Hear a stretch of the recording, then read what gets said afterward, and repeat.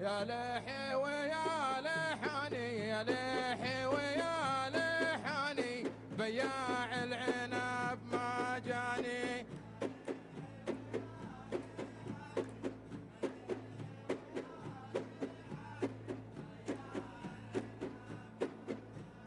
شكله يا سعد زعلاني شكله يا سعد زعلاني بياع العنب ما جاني. يا لحي ويا لحاني بياع العنب ما جاني. راوية يا حلالي يا راوية راوية بنت عمي يا راوية.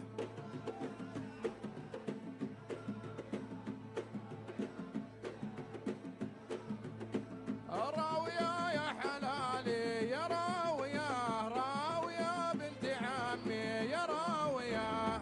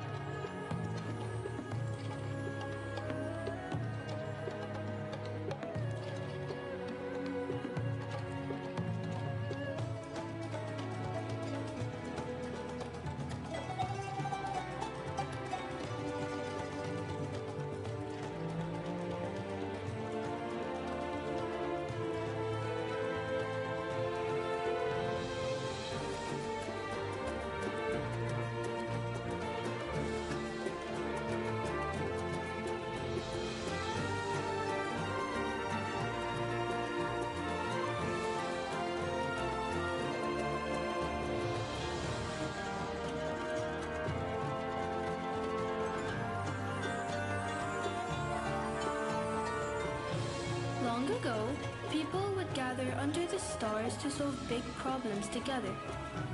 Today we are here to do the same. This is our chance to write our own story.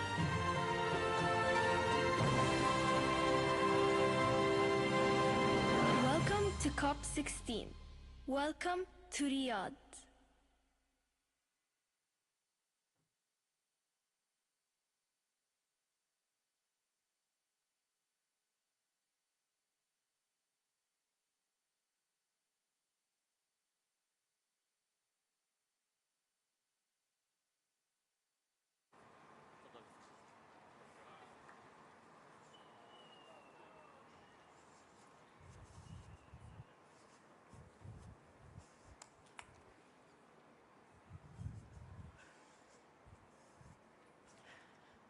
Your Royal Highnesses, Your Excellencies, distinguished leaders, environmental pioneers, and dedicated advocates from around the world.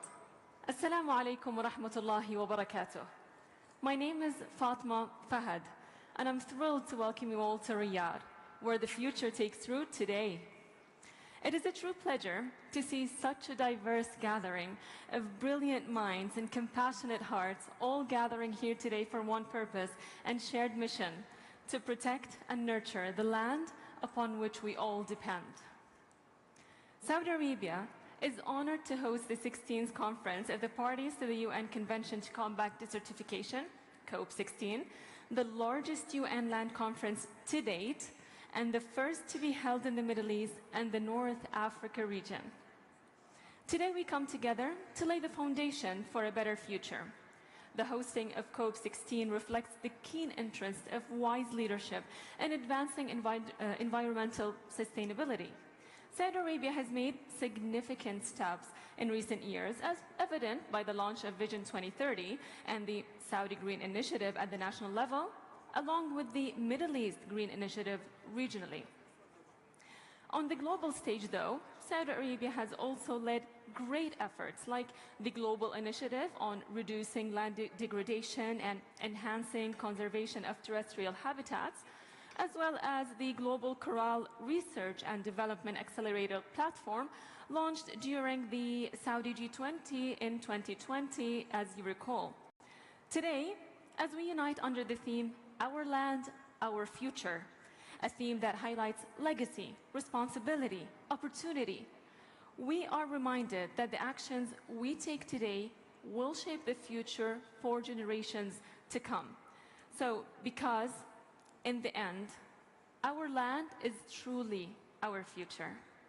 Your Highnesses, Your Excellencies, distinguished leaders, we are here to build partnerships and face the challenge of land degradation with courage and optimism. The energy in this room echoes commitment, possibility, and hope. So this is our moment to unite and to dream, and to make those dreams and visions become reality. As the opening ceremony, powerful imagery, as we saw, of resilience and growth, we are not here just to discuss, we are here to take action together. As we move into the next phase of this event, I invite you to stay fully engaged. Let the conversation, every idea, every commitment, be with a sense of purpose. Let us celebrate the strength of our global community, standing together to achieve a brighter and thriving future for all, local, regional, and global level. So welcome to COP16 here in the capital of Saudi Arabia, Riyadh, as we are shaping a greener future for our world. I will now be handing the floor and the stage over to UNCCD Secretary to commence with the formal program. So as the committee please make their way to the stage, I ask you to kindly remain seated and enjoy the remainder of your morning.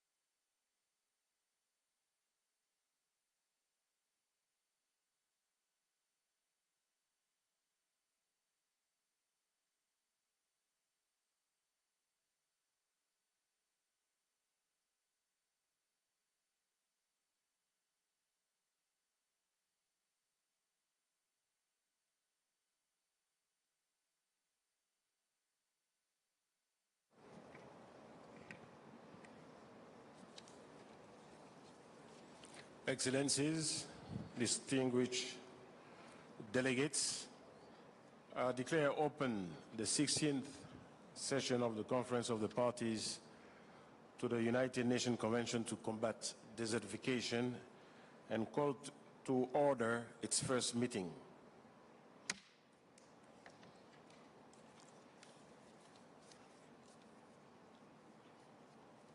I will now deliver a statement in my capacity as President of the 15th session of the Conference of the Parties.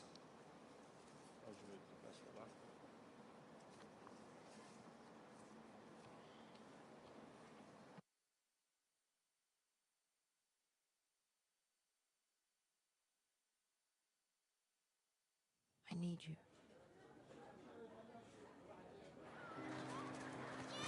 My fields are turning to dust. I gave you everything I could, but I have nothing left. I fed you, nurtured you, cared for you.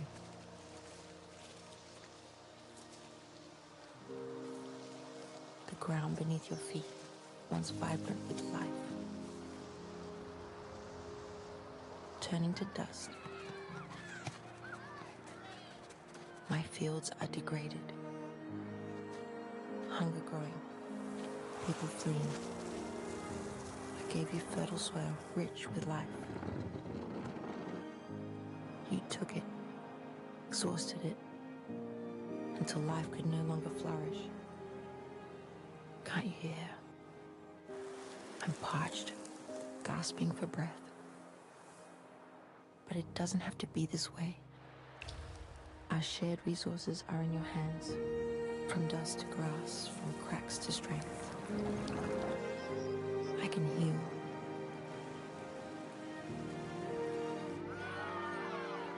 But not alone.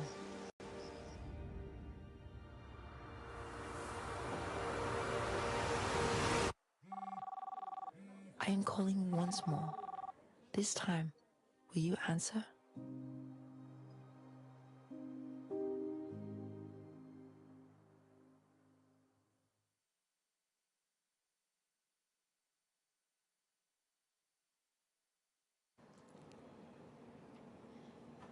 Your Royal Highnesses, Excellencies, distinguished delegates, ladies and gentlemen, allow me to begin by thanking our host for the warm welcome extended to the participants of this major event that is COP16 of the UNCCD.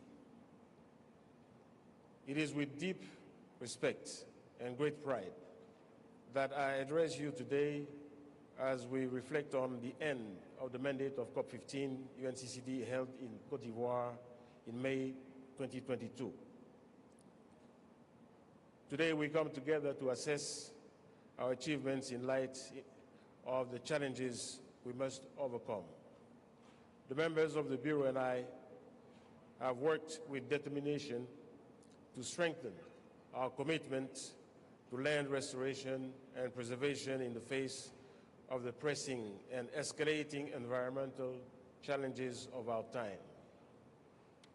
It was an honor and a great source of pride for me to serve as president of COP15 to advance in this collective fight against desertification and to carry forward the vision and ambitions of the parties you represent.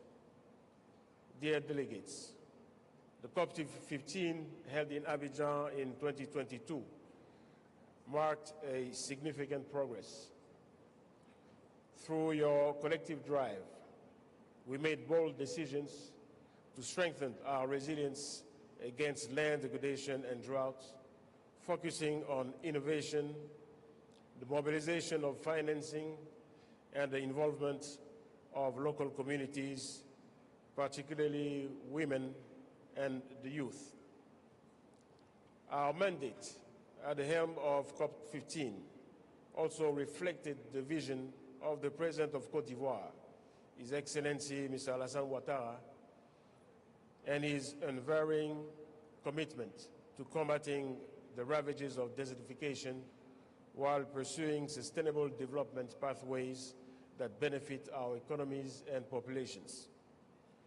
In this spirit, for more than 2 years, Côte d'Ivoire has been implementing the Abidjan Legacy Program initiated by the head of state.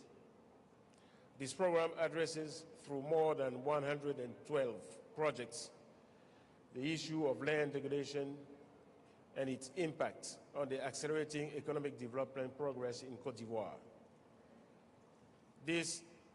The initial results are extremely encouraging, and I wish to extend my gratitude to our partners and friendly nations who have made this possible. Their support is crucial in our fight against the effects of desertification and land degradation.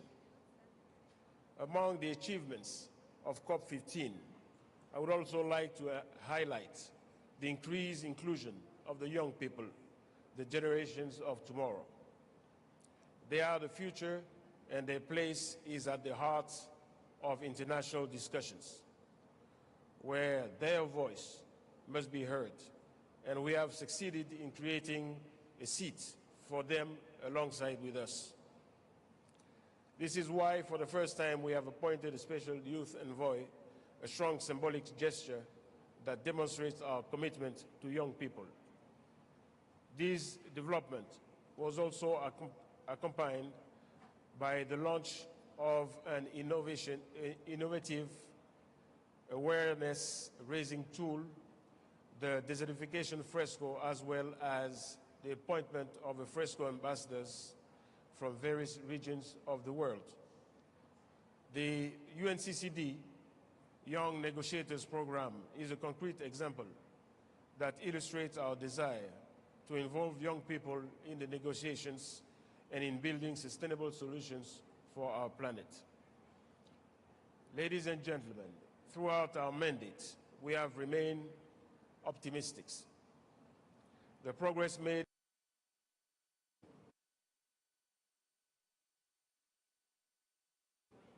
promising. However, the situation remains urgent. We must go further and faster today. We found ourselves caught in a vicious cycle that we must break. We can only achieve this if we move beyond the silos that hinder our collective action, and if we adopt a holistic approach that recognizes the constant interaction between desertification, biodiversity loss, and the acceleration of climate change. In this context, I wish to reiterate the call made by African countries during the 10th extraordinary session of the African Ministerial Conference of the Environment. This call advocates for the establishment of a legally binding protocol on drought management and resilience building under the United Nations Convention to combat desertification, specifically for countries severely affected by drought and desertification, particularly in Africa. Given the urgency of the situation, I hope that the stronger collaboration initiated between the presidencies of the three COPs will continue. Indeed, we have succeeded in consolidating the indispensable synergy between the three Rio Conventions by signing 2 joint declarations. Regarding public awareness and political advocacy related to land degradation, we have succeeded in attracting the attention of leaders, notably through the creation of the desertification fresco card game. We have paved the way. It is now up to you to act collectively, but also to achieve better coordination and coherence of national policies to combat drought. Ladies and gentlemen, dear participants, at this solemn moment, it is time to hand over the baton to the Kingdom of Saudi Arabia, which is hosting COP16. To our Saudi brothers,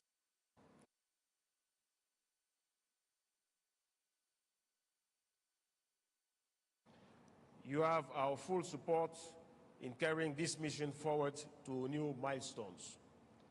We have no doubt in the Kingdom of Saudi Arabia's ability to elevate our shared legacy even further, as it stands at the forefront of challenges related to land degradation, sandstorms, and drought. COP16 will provide an opportunity to deepen the efforts initiated here, intensify international cooperation, and address climate, ecological, and soil preservation challenges with strength and unity. We have laid a solid foundation, and these commitments will require rigorous follow-up and active implementation in every country.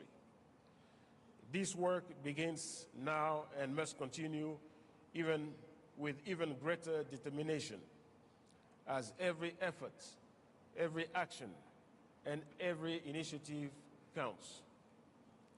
We have both the opportunity and the responsibility to protect our lands, restore those that are degraded, and ensure that everyone, wherever they may be, can enjoy the benefits of a healthy and productive environment.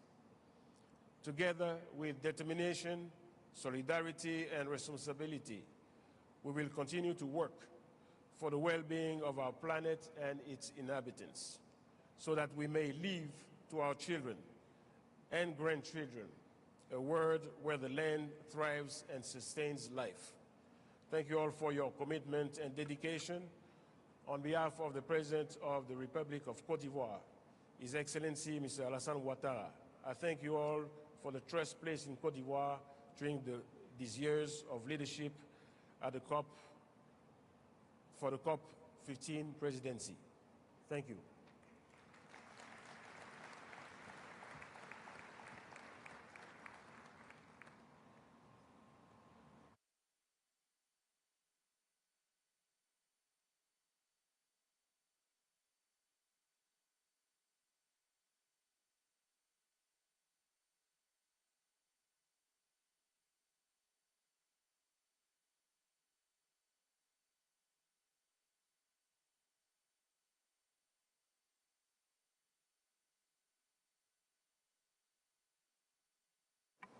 Excellencies, distinguished delegates, I now invite the Conference of the Parties to consider item 1A of the provisional agenda for the session in order to proceed to the election of the President of the 16th session.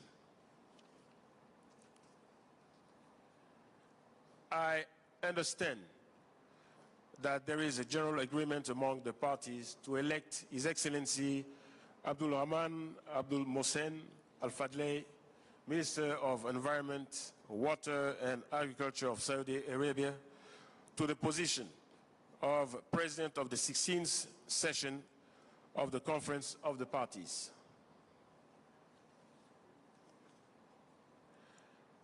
May I take it that the Conference wishes to elect His Excellency Abdul Rahman Abdul Mohsen Al-Fadley of Saudi Arabia as President of the 16th session of the Conference of the Parties?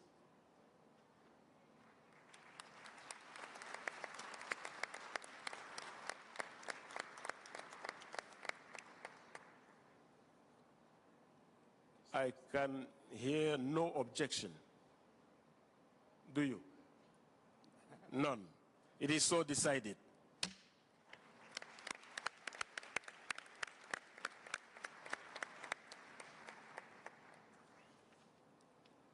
On behalf of the conference, I wish to congratulate His Excellency Abdul Rahman Abdul Mohsen Al-Fadley on his election and invite him to take his seat at the podium.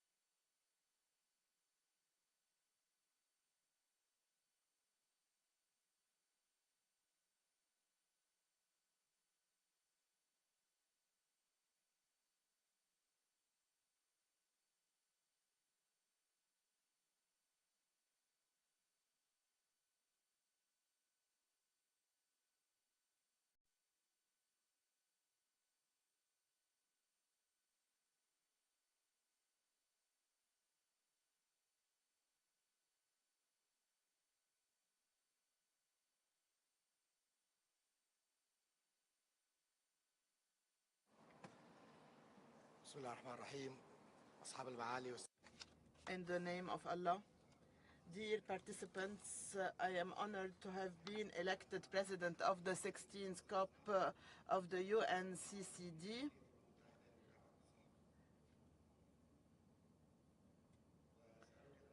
And I wish to express now, I will now deliver my statement in my capacity as president of COP16. In the name of God, in the name of Allah,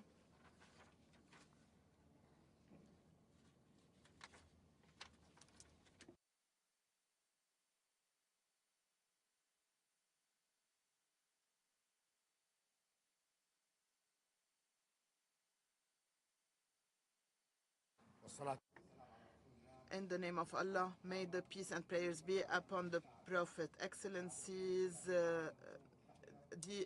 Your Excellency, Under Secretary General of the UN, ladies and gentlemen, heads of delegations, member of delegation, may God's peace and blessings be upon you all.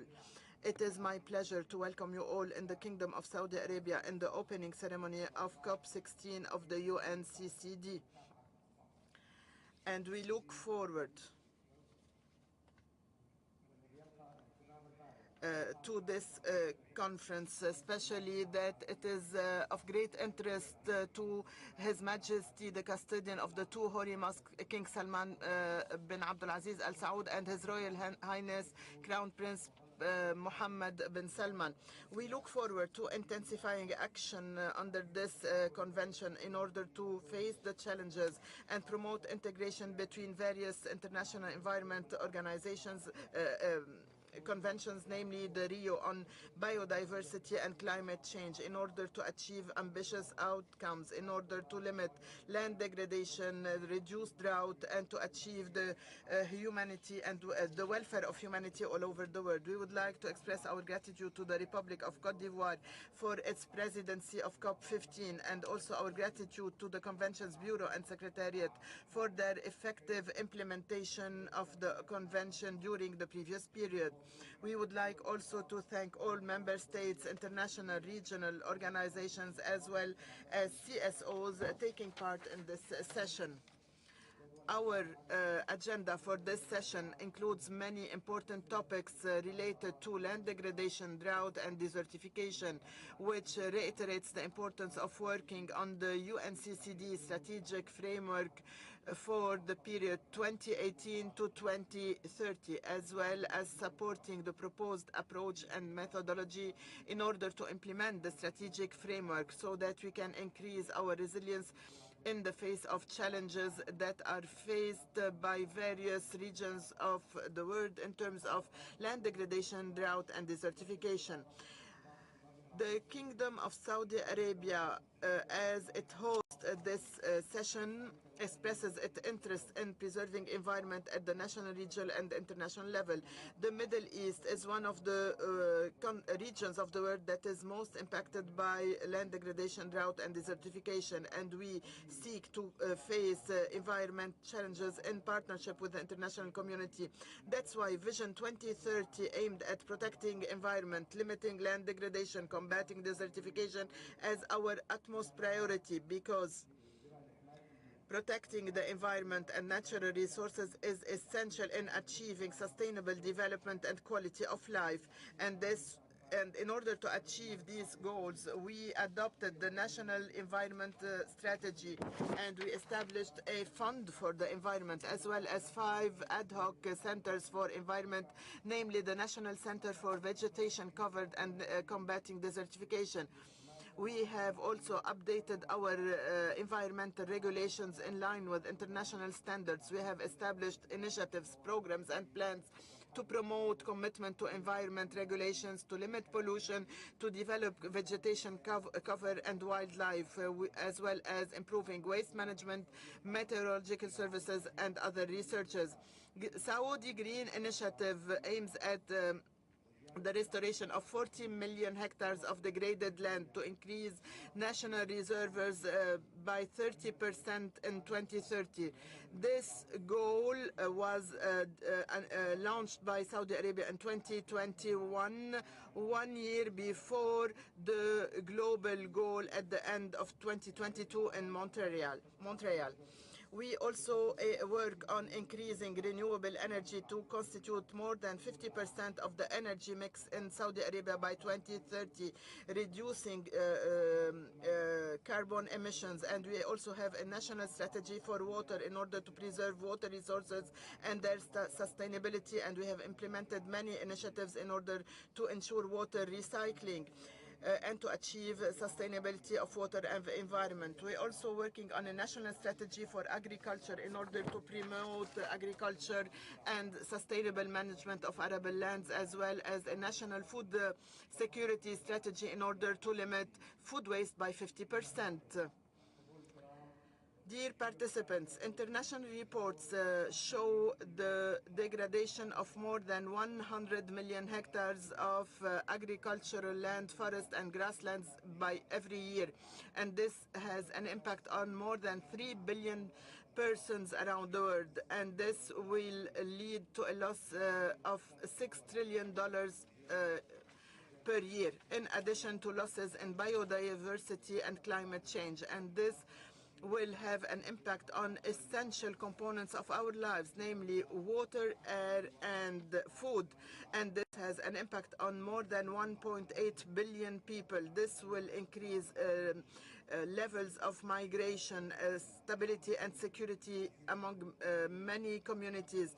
That's why we need to increase international levels at all levels in order to face these international challenges. The UNCCD is a framework for collective action and cooperation between our countries, and this requires us to observe policies to achieve the goals in order to restore our land, to invest in increasing vegetation cover, innovating in sustainable solutions, cooperating to transfer experiences and techniques, and to adopt programs and initiatives to promote partnership between governments, public sector, CSOs, finance institutions, NGOs, and to agree on binding tools that promote international joint action. We are optimistic that such efforts will open the way for a new era to preserve our land, to restore it, to limit the impact of drought. And this is not limited to the goals of this convention alone, but will also have a positive impact on climate change and biodiversity, and increase security of water, of food, and quality of life for human communities. We welcome you again, and we wish you a nice stay in our country, and we look forward to your effective and constructive participation in this session. This COP will be a historic period of the development of our convention in order to limit land degradation, to limit drought all over the world, in order to secure a sustainable future to the present and future generations. Thank you, and may God's peace and blessings be upon you all.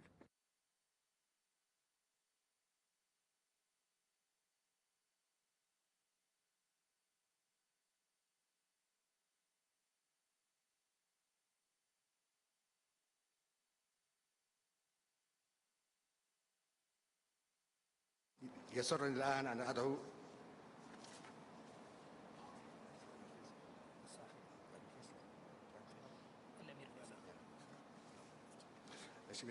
الآن أن أدعو صاحب السمو الأمير الدكتور فيصل بن عبد العزيز بن محمد بن عياف أمير منطقة الرياض إلى إلقاء الكلمة الترحيبية. صاحب السمو، والكلمة لكم الآن.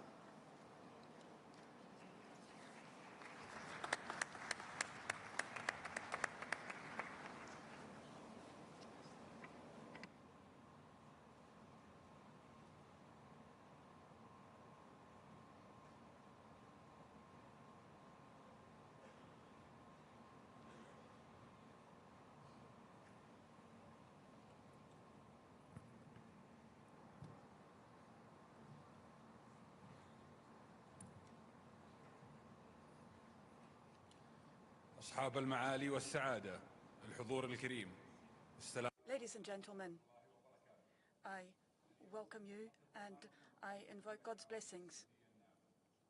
Today, I am here before you in the Kingdom of Saudi Arabia, not just as the mayor of Riyadh, but as a representative of a country that is proud to have taken up one of the greatest challenges today, namely desertification and drought.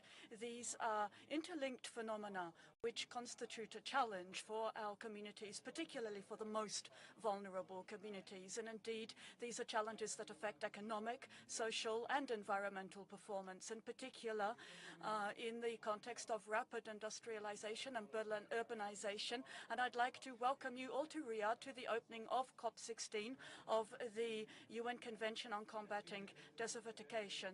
We are united in a common mission to promote this fight against desertification and drought. This is crucial for the survival of our planet. These are environmental challenges that can be addressed only if we focus on the vital role played by local administrations, city administrations. Cities are not just addressing the environmental challenges. Cities help us to find innovative solutions, and so we must work at the local level, because this can lead us to genuinely transformative national strategies with specific approaches for cities. Urbanization is a fact of life today. It is also a motivation to transform. Cities are at the center of culture, of civilization, of industry and innovation. Cities are the base of economies and states. Cities lead us, pave the road to development, and so we must promote sustainability. But the question is how to build a balance between urbanization and the environmental needs before us. Riyadh means green space in Arabic, and the choice of this venue shows that we want this region to remain green.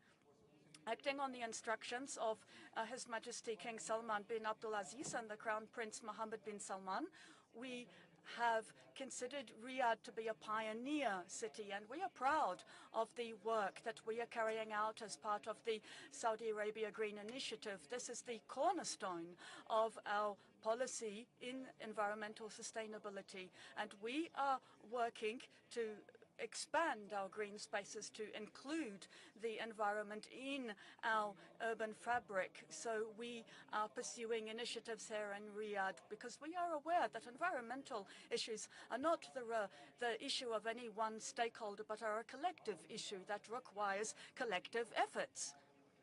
The partnership which we have built allows us to guarantee complementarity in the role of all the different stakeholders coming together. The national policies are drafted in common, and their implementation takes into account the population's needs. Sustainable development strategies here in Riyadh take a concrete form in the vision that we have to advance sustainability in our city and to promote the environment. We are coordinating all aspects in our initiatives, and this shows our commitment to move forward and to ensure that Riyadh can be a model to follow, not just for our region, but for the world.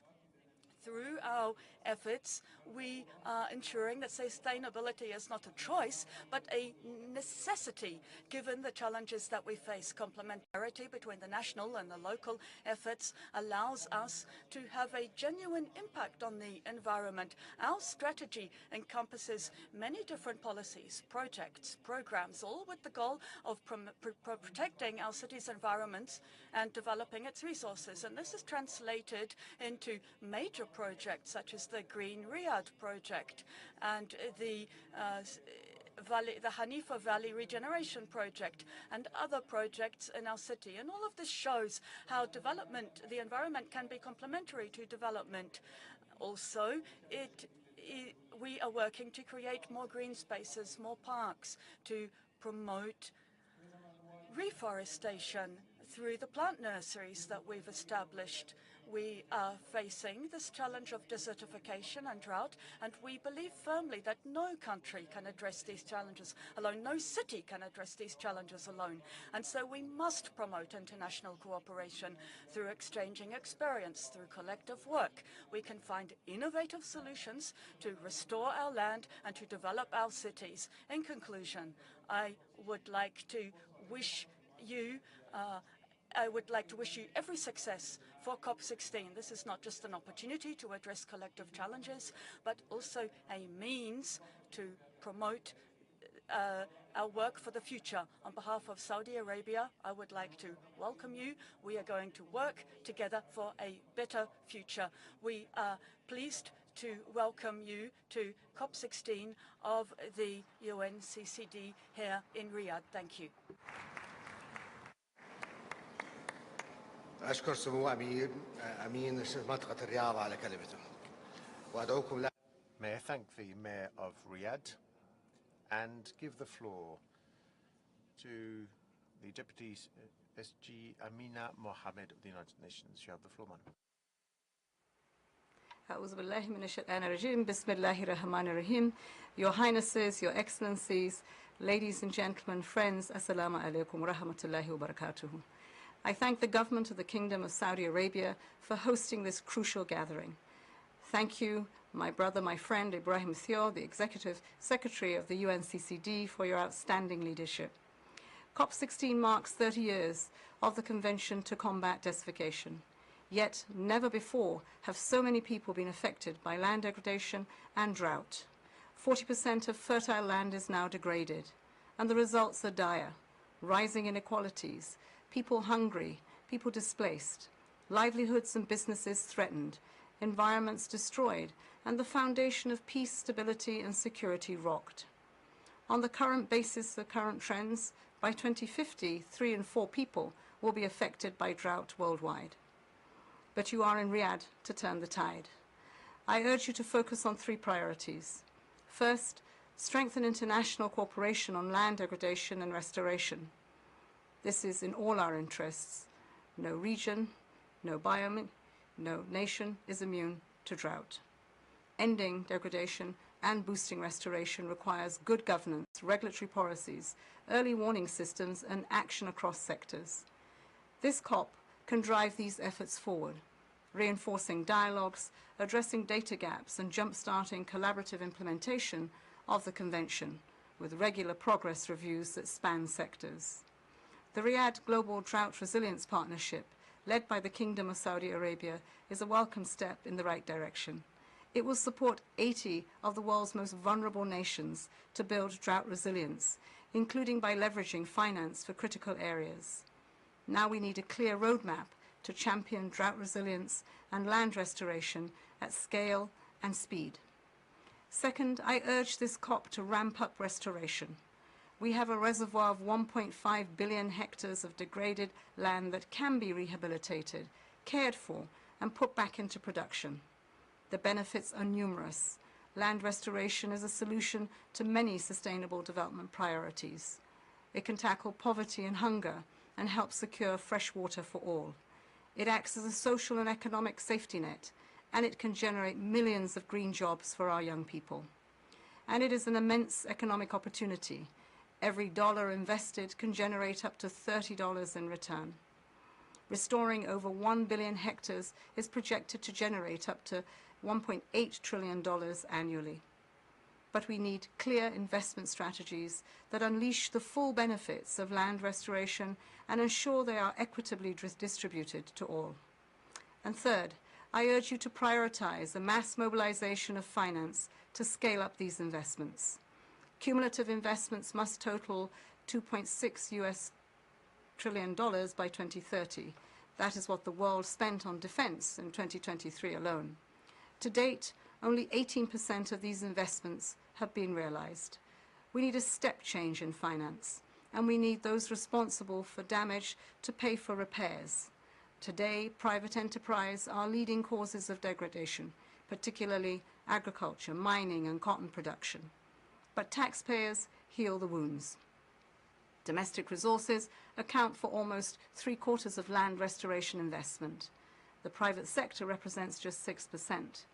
Every land user, big or small, should invest in their land to ensure their business remains sustainable.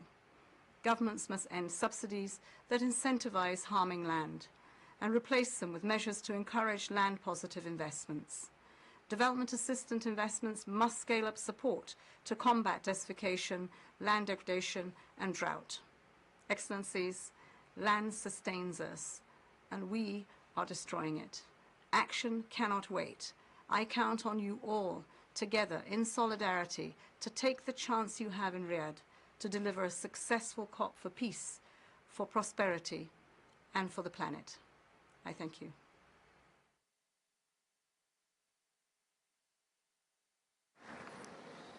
أشكر معالي نائبة الأمين العام للأمم المتحدة. الآن أدعو I would like to thank the Deputy SG of the United Nations and give the floor to the Executive Secretary of the CCD. You have the floor, sir.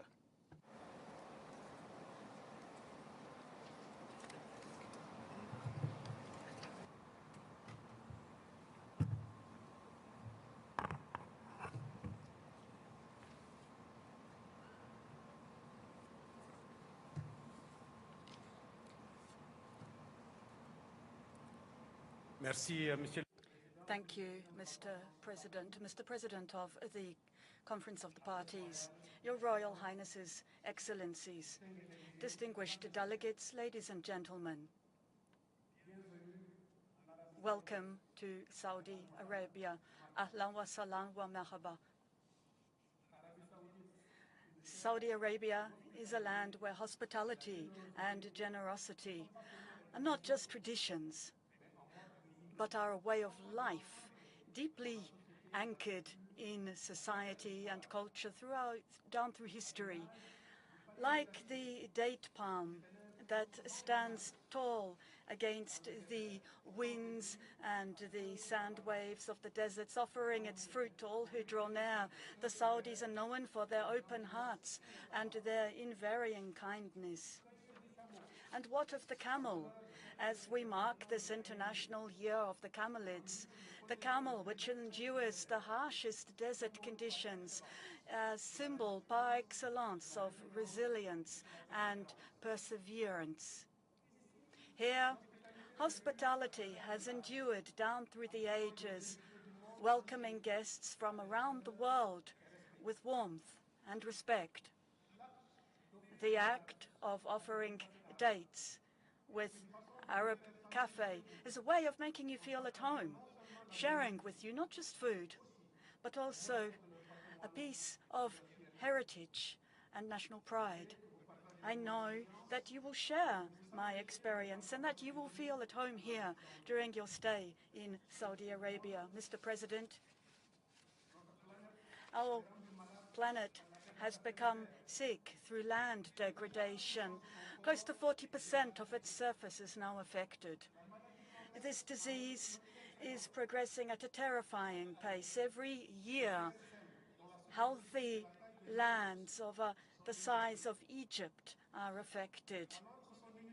As the planet's immunity falls, opportunist viruses are causing an unprecedented epidemic cocktail of drought, of dust and sandstorms, water shortages, all exacerbated by climate change and biodiversity loss.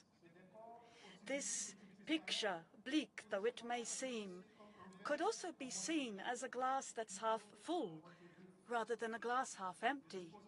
Because we do have vaccines, we do have accessible treatment tools that are affordable. Excellencies, ladies and gentlemen, this is not just the third and final COP under my tenure. It is a pivotal moment.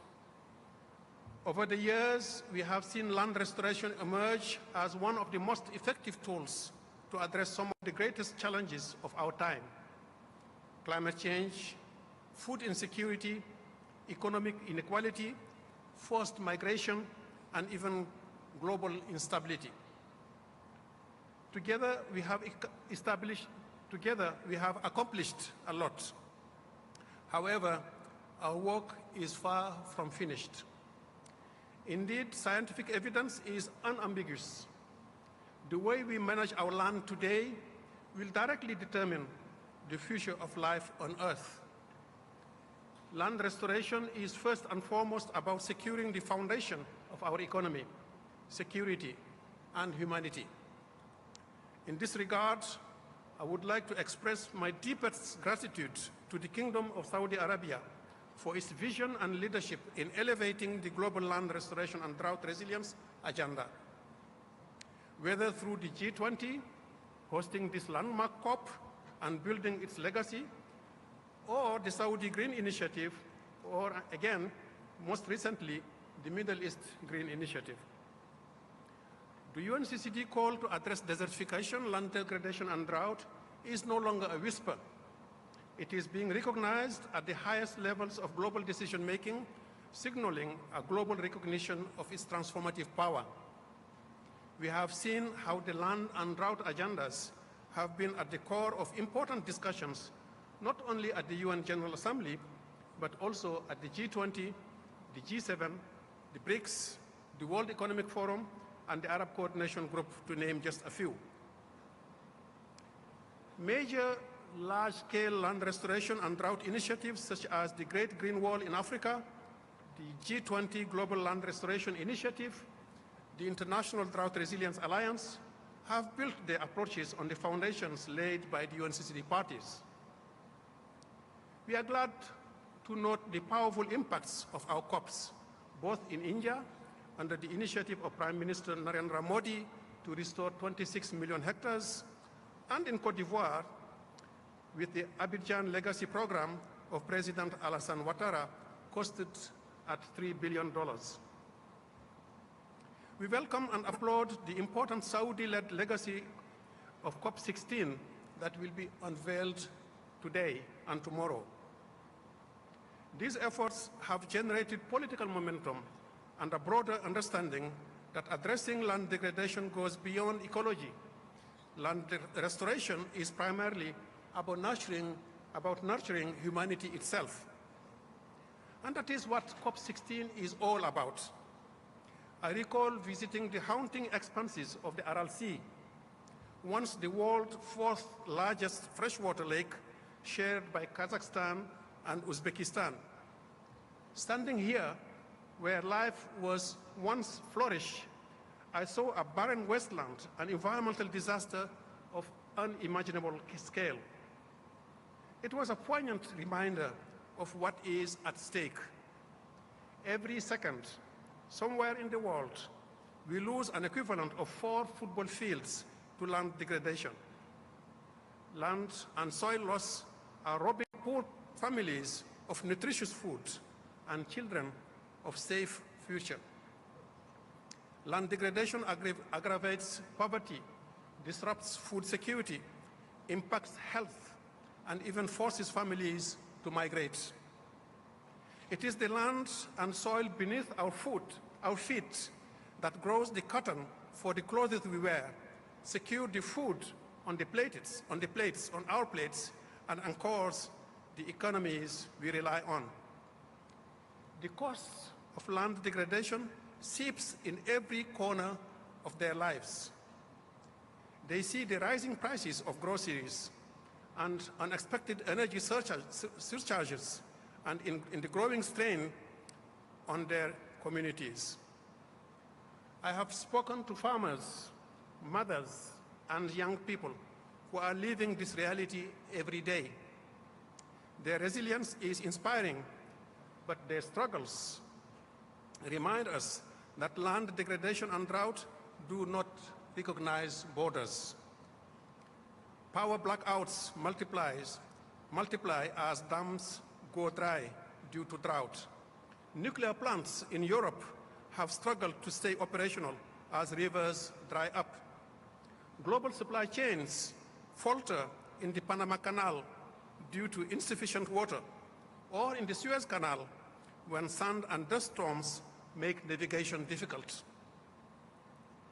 By 2050, 3 in 4 people globally, an estimated 7.5 billion people, will feel the impact of drought. The stories I have heard and the places I have seen make one thing clear. We must act now to restore our lands. They are the foundation on our everything. For the first time, through the UNCCD national reporting, we now have an evidence-based estimate of the alarming status and trends in land degradation. According to the UNCCD data, in the 4 years to 2019, healthy land, the size of India and Nigeria combined, was affected by land degradation. Agriculture, overgrazing, urbanization, mining, deforestation, and other factors are driving this decline, compounded by climate change. But a deeper injustice and inequalities exist. Those who farm often do not own the land. Women only own 13% of agricultural land. 13%, I said, 1/3 of agricultural land, for example. When they do own, it is often a marginal land. Those who produce are often at the very bottom of global value chains and rarely benefit from them. Rural communities are being left behind, while the wealth created from their labor often fills someone else's basket. So COP16 is our reliance on land, but it is also about resilience. COP16 is specifically about drought resilience. Multiple articles of the convention text refer to drought. The last 7 COPs have had decisions related to drought, and COP16 will hopefully be remembered as the conference where the most important decisions on drought were made.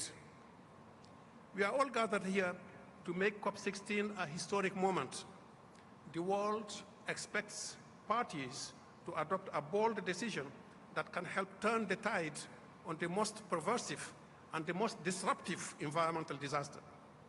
Drought is a slow onset, a silent killer. Drought wreaks havoc on nations' economies. It provokes or amplifies massive wildfires. It disrupts food production and water security. Drought disrupts energy production, both hydro and nuclear, two low-carbon sources. Droughts have become more frequent, more intense, and have expanded into new territories. No country is immune. No biome is spared, not even tropical and boreal forests. So after 30 years of deliberations, including 6 consecutive years of intergovernmental working groups, all eyes are on us. This is a lot of pressure, but we must seize the pivotal moment. Together, we can reverse the trends of land degradation and build a more resilient world to drought. Together, we can make a real difference in people's lives. Together, we can unlock the true potential of our land and protect our planet, our home. Mr. President, before I conclude, allow me to express UNCCD's deep gratitude to the outgoing president from Côte d'Ivoire for not only hosting us in Abidjan in 2022, but for successfully leading the COP Bureau for the last 2.5 years. While negotiations at COP16 are led by governments, I want to pay tribute to members of civil society, other non-state actors, including business, for their unprecedented contributions and participation. Allow me to also express my gratitude to the UN family. Thank you for your unwavering support. My gratitude goes to all executives of UN agencies and treaties, to international organizations and intergovernmental organizations, academia, financial institutions who have played a key role in helping design and run the thematic days of this COP. To all exhibitors in beautiful pavilions and all who populated the most beautiful green zone I have ever seen, to all invisible hands who spent endless hours to make this conference happen, I only have one word: shukran. بالنسبة لبلدنا المضيف Shukran. For the host country, I would like to thank the Kingdom of Saudi Arabia. May I thank the King and the people. Accept, please, our heartfelt thanks. Thank you, and thank you again, and thank you again for your hospitality. I thank you for your generosity. May the peace of God be upon you.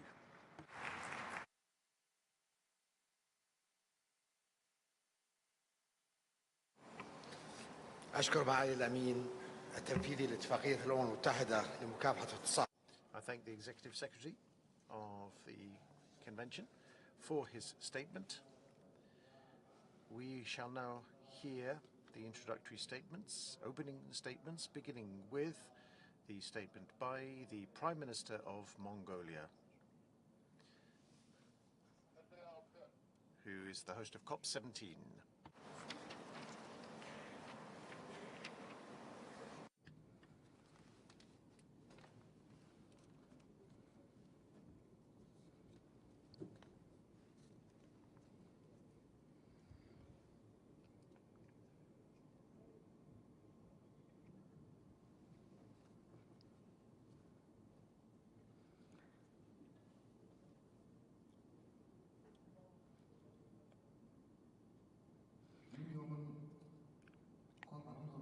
At the outset, I would like to thank the United Nations, Mr. President, as well as the presidents of COP16, COP17, and all the distinguished guests and delegates who have gathered here from all over the world in unity to protect our Mother Earth from climate change and desertification. Ladies and gentlemen, good morning to you all. At the outset, I would like to underscore that it is an honor for Mongolia to take over the responsible relay of the host of the 17th session of the Conference of the Parties of the United Nations Convention to combat desertification from the Kingdom of Saudi Arabia. Indicating our commitment and attachment of high significance to the organization of the conference, as the head of government, I am participating in this conference along with members of our preparatory working group.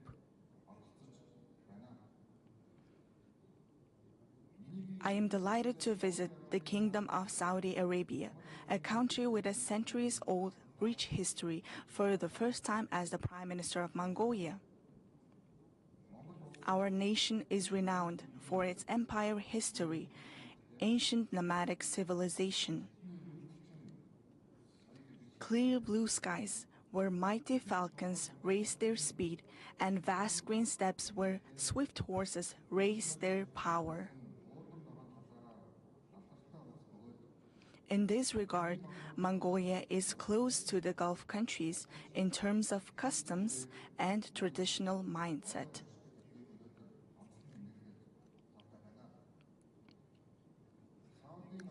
I want to express my heartfelt gratitude to His Royal Highness Prince Mohammed bin Salman, Crown Prince and Prime Minister of the Kingdom of Saudi Arabia, representative of the great leaders of the new era, who is setting an example internationally through his noble deeds, such as Saudi Vision 2030, the Saudi and the Middle East Green Initiatives, and MISC Foundation for Youth Development, as well as to his government for successfully hosting the 16th session of the Conference of the Parties of the UN Convention to Combat Desertification.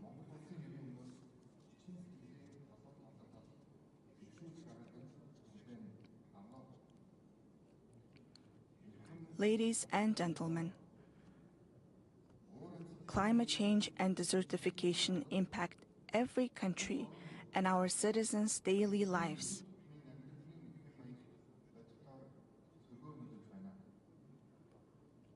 According to the United Nations, the frequency of natural disasters in Mongolia has doubled over the past 2 decades.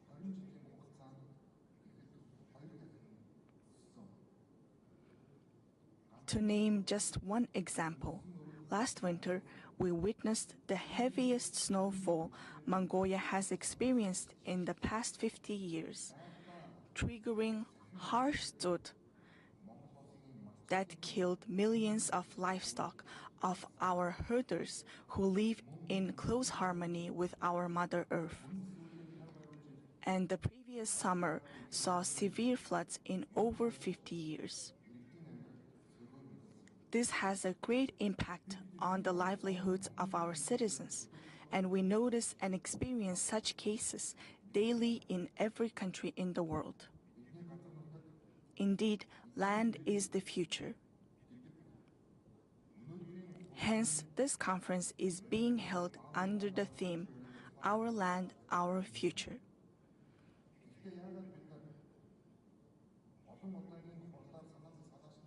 I truly commend and agree with the statement of this conference, but it is very important for us to understand and remind us that we need to work even closer to address the challenges of our time.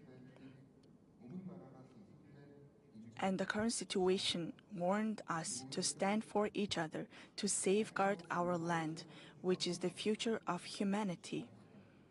In other words, it is very important for us to stand for each other and support each other and work even closer.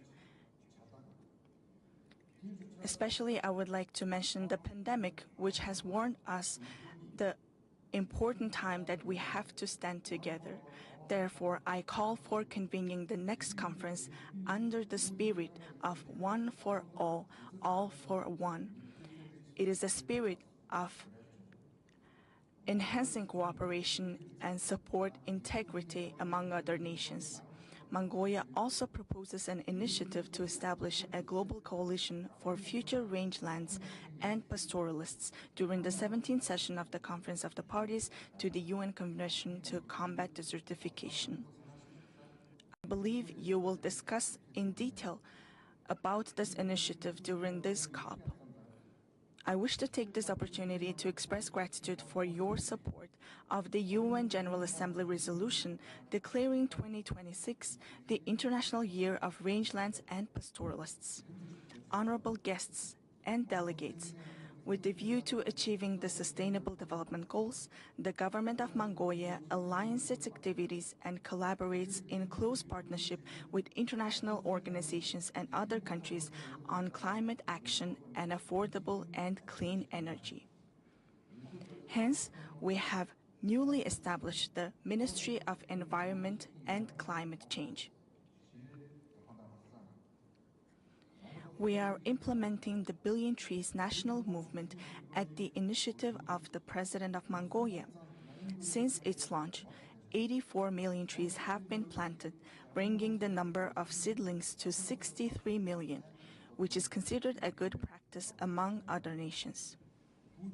Moreover, Mongolia has joined the High Ambition Coalition for Nature and People, which aims to designate 30% of the land as protected areas by 2030 to combat desertification and create a comprehensive forest ecosystem.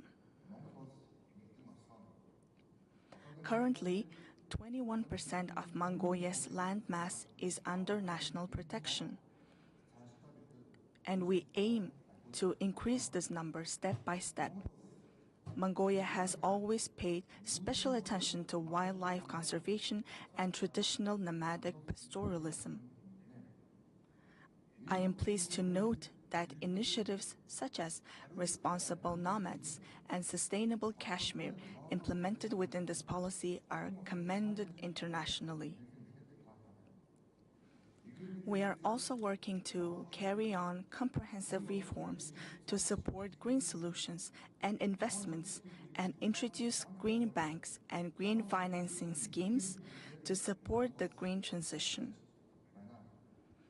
In this framework, we have launched a project finance for permanence called Eternal Mongolia in collaboration with international nature conservation organizations. I also wish to inform you that we have agreed with the government of the People's Republic of China to establish the Mongolia-China Desertification Prevention and Control Cooperation Center in Ulaanbaatar. Furthermore, it is extremely important to implement large-scale clean energy projects to reduce the impact of climate change and carbon emissions. We praise projects like NEOM and Masdar implemented in the Gulf countries. Mongolia also prioritizes the transition to clean energy and energy price liberalization, and has begun to realize major reforms in the investment and tax environment to promote clean energy production. In this regard, we invite governments, investors, wealth funds, and the private sector to cooperate with us in these projects for mutual benefit, especially in supporting Mongolia's renewable energy transition.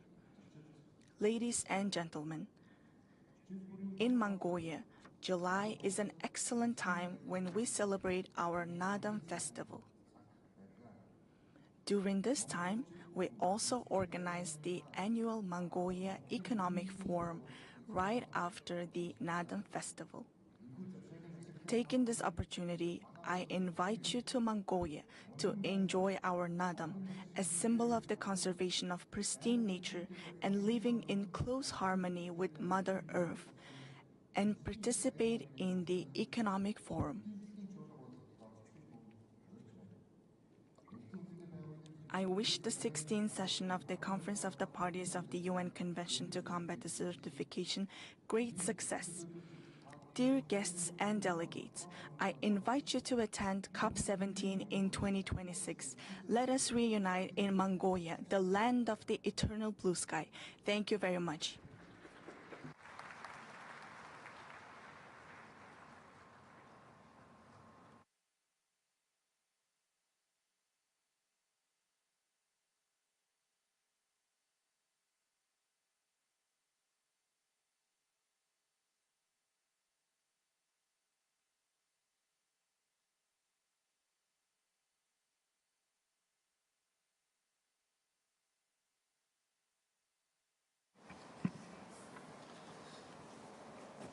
أشكر معالي رئيس وزراء جمهورية منغوليا على بيانه. الآن أدعو I would like to thank the Prime Minister of Mongolia for his statement, and I now give the floor to Professor Rockstrom.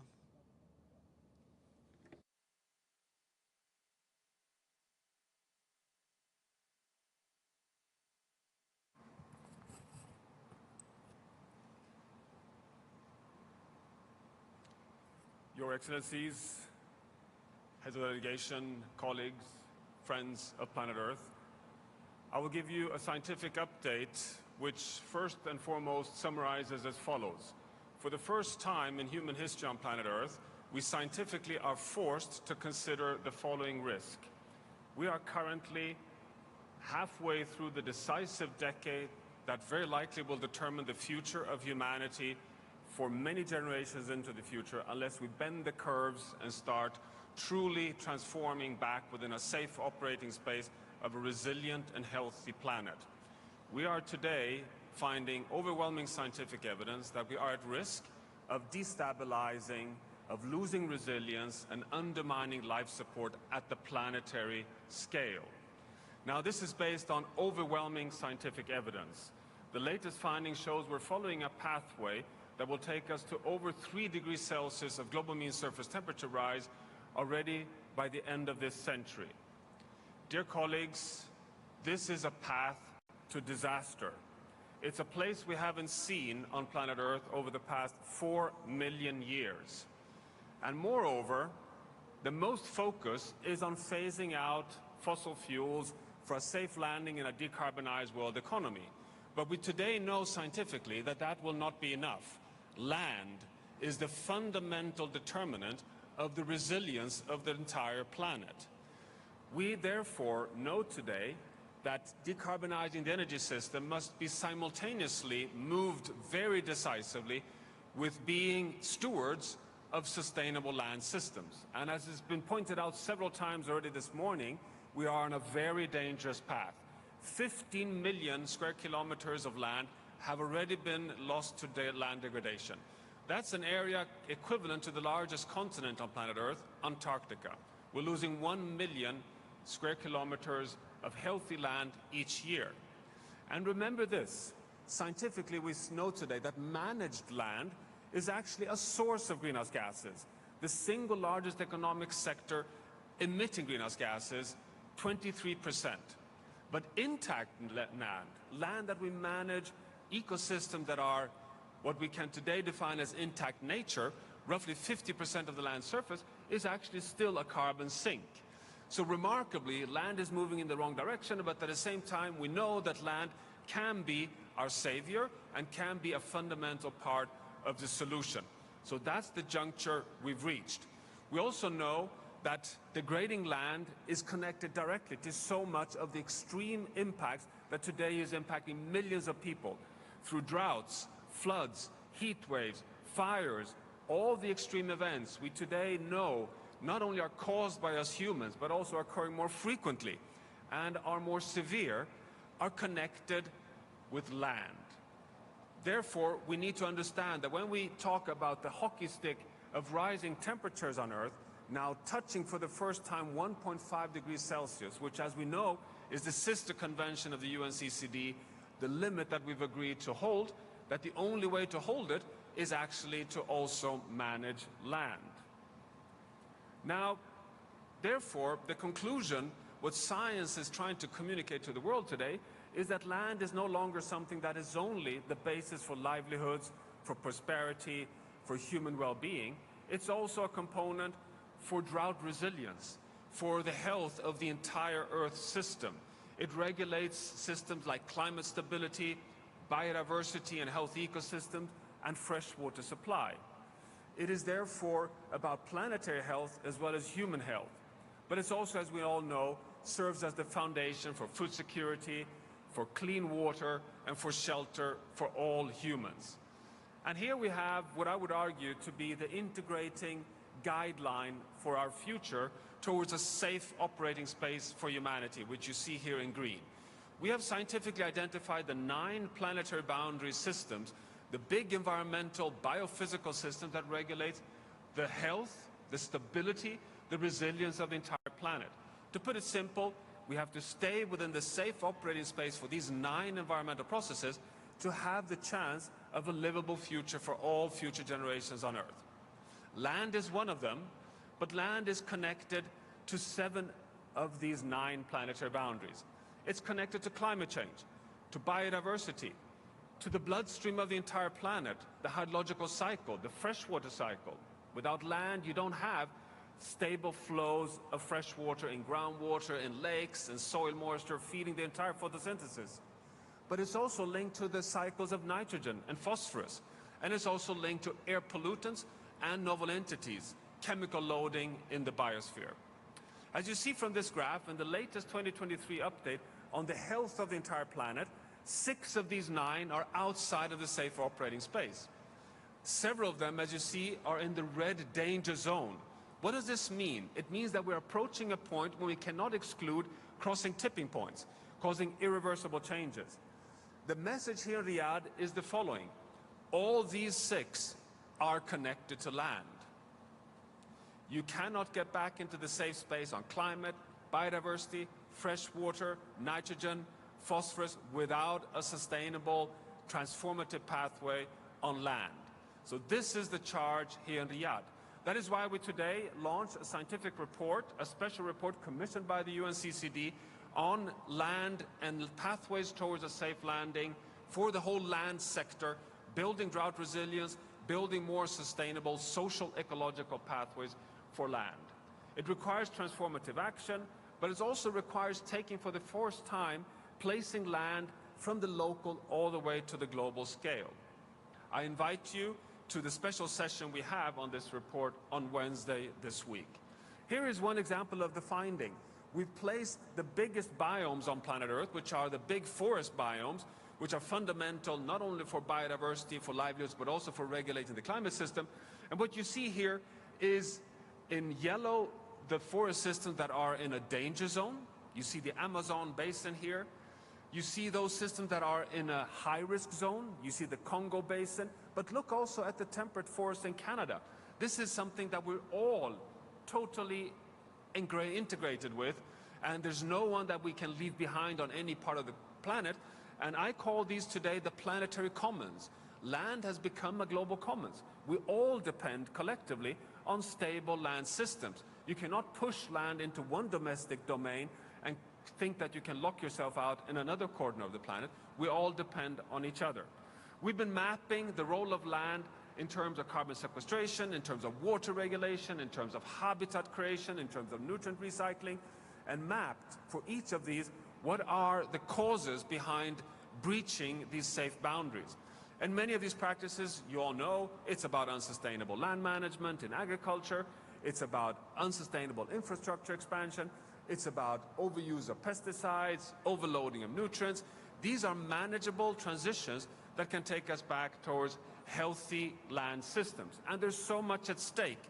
We have science today showing that 50% of the rainfall on land is actually not coming from the ocean, it comes from sustainable land systems. It's green water evaporating from forest systems, from land systems, that generates atmospheric rivers that gives us rainfall downwind. The map you see on the lower left-hand corner here shows for the first time the atmospheric rivers across all land systems on Earth. Just to give you one example, in the Amazon basin is actually exporting fresh water, safe fresh water, to essentially all the neighboring countries on the South American continent. Again, we're all interconnected, in this case via fresh water, but through land. 11 gigatons of carbon dioxide is taken up in intact land systems each year, but you see my warning triangle there.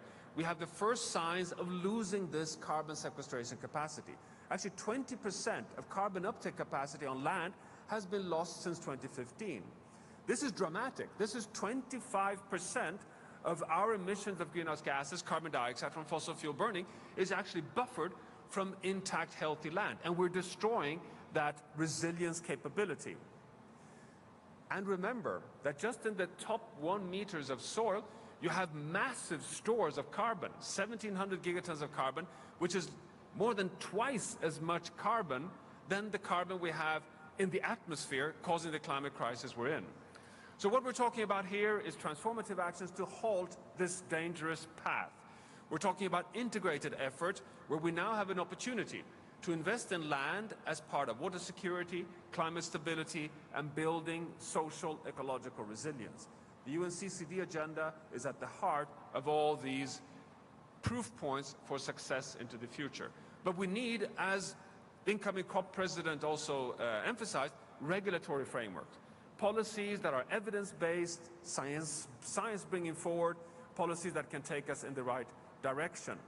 Now it's also about equity. You see here we have transgressed 6 of the 9 planetary boundaries linked to land, but the only way to get back is not through technocratic policies only. We also need equity, fairness, and recognizing that there's a very unfair distribution of the impacts from the global environmental change processes we're following. So, dear colleagues, as a closing takeaway, number 1, land is science-proven central to people, but also to the stability and health and livability of the planet. And this is now under threat. Investing in sustainable land use is critical not only to combat land degradation, but it's also fundamental for economic stability. It's fundamental to avoid displacement, migration, and potentially also conflicts. It is fundamental for stability of societal development. It's fundamental for climate stability and food security. And finally, functioning science policy interface is fundamental. It's absolutely needed, and that is, of course, on the agenda for COP16 here in Riyadh. So I wish you good luck with these deliberations, and I really hope that we can have some science-based policy making in this area. Thank you very much.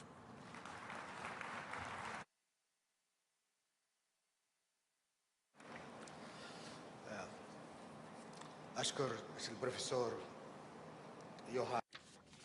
I would like to thank Professor Rockstrom for his report, and it is my pleasure now to announce the Riyadh Global Drought Resilience Partnership, and it is also my pleasure as a president of the COP to deliver a statement on this occasion. Parched fields of Africa to the drying rivers in Asia, the drought crisis touches every corner of the earth. It doesn't care who you are or where you live. It affects us all. Right now, 1 in 4 people live without reliable access to water. That's families struggling to find enough to drink, and communities watching their crops wither. We are losing more than just land. We are losing life itself. And the hardest hit, the world's most vulnerable, 1.8 billion people already living in the shadow of drought, with women and children bearing the brunt of climate-fueled disasters. By 2040, almost 160 million children will be living in a world where prolonged droughts are the norm. Already, the impact is dire. Drought is a driving force behind global instability, conflict, and migration. The number of forcibly displaced people is soaring at an alarming rate, reaching 120 million people in 2024. The current drought response is largely reactive, providing relief only after disaster strikes. Strategic drought preparedness is not just an option, it's essential. In the face of this global emergency, Saudi Arabia is stepping forward, but no single country can solve this crisis alone. The Kingdom is launching the Riyadh Global Drought Resilience Partnership, a transformative initiative uniting nations, communities, and sectors in a global fight against drought. This partnership is building drought resilience in the 80 most vulnerable countries, shifting from reactive relief after drought hits to proactive preparedness long before it occurs. This means strengthening early warning systems, assessing vulnerabilities, and mitigating risks. For every dollar we invest in proactive readiness now, we save 10 in future costs. The Riyadh Global Drought Resilience Partnership will work with governments to integrate drought planning into national policies, with local authorities and NGOs to deliver timely early warnings to communities, and equip farmers and vulnerable groups through drought preparedness training, with research organizations to develop drought-resistant crops, and with financial institutions to provide drought insurance and invest in water infrastructure. Through these collaborative efforts, the Riyadh Global Drought Resilience Partnership aims to minimize the disastrous impact of drought globally. The path forward is clear. Our world cannot wait. It is time for governments, businesses, nonprofits, financial institutions, and individuals to rise to the occasion and act for our land, for our future, for every life that hangs in the balance.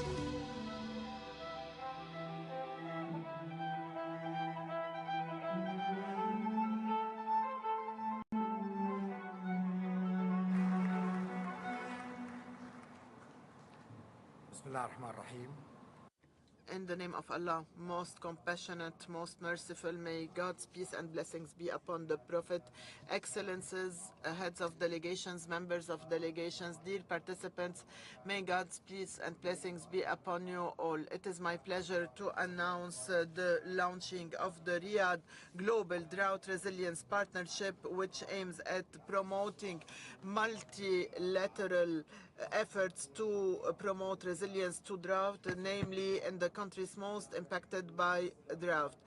It includes proactive partnerships to support the UNCCD. It is my pleasure to announce that the government of the Kingdom of Saudi Arabia will support this initiative with the amount of $150 million in the coming 10 years. Dear participants, Drought is increasingly challenging our lives. Namely, 2 billion people are impacted by drought. The current approach is based on post-recovery by supporting the local communities. Our Riyadh Global Partnership aims at promoting partnership between countries, organizations, and relevant stakeholders for the sake of a preventive approach, proactive approach, by implementing strategies and plans to face drought in a comprehensive manner, by assessing risks, early warning systems, transfer of knowledge, and increasing capacities by innovative solutions based on agriculture, such as drought-resilient crops, and providing financing for the infrastructure in terms of water, risk, also helping small farmers to counter such challenges.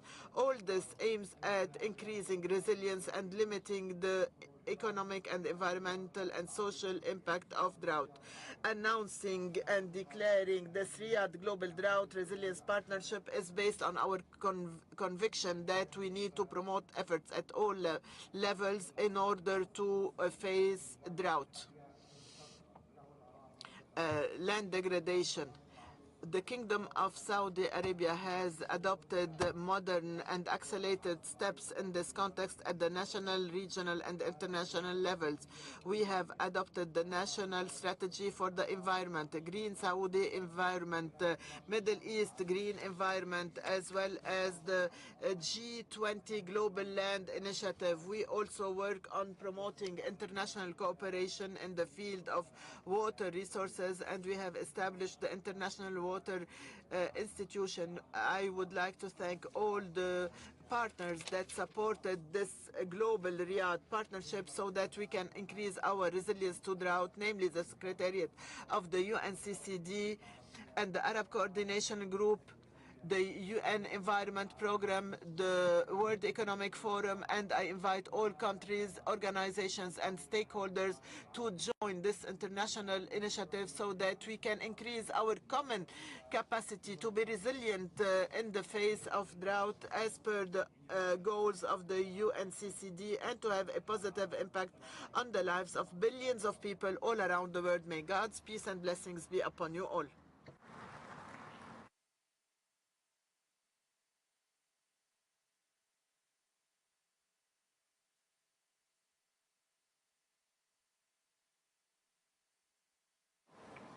نستمع الآن لمعالي الدكتور محمد الجاسر رئيس البنك الإسلامي Now I would like to give the floor to the President of the Islamic Development Bank, who will speak on behalf of the Arab Coordination Group.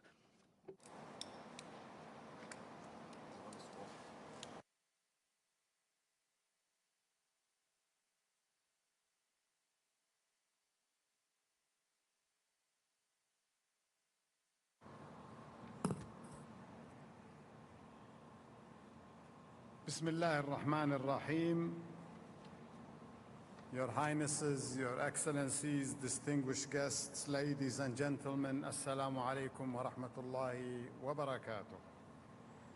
It is indeed a profound honor to address you today on behalf of my esteemed colleagues, the heads of Arab Coordination Group member institutions.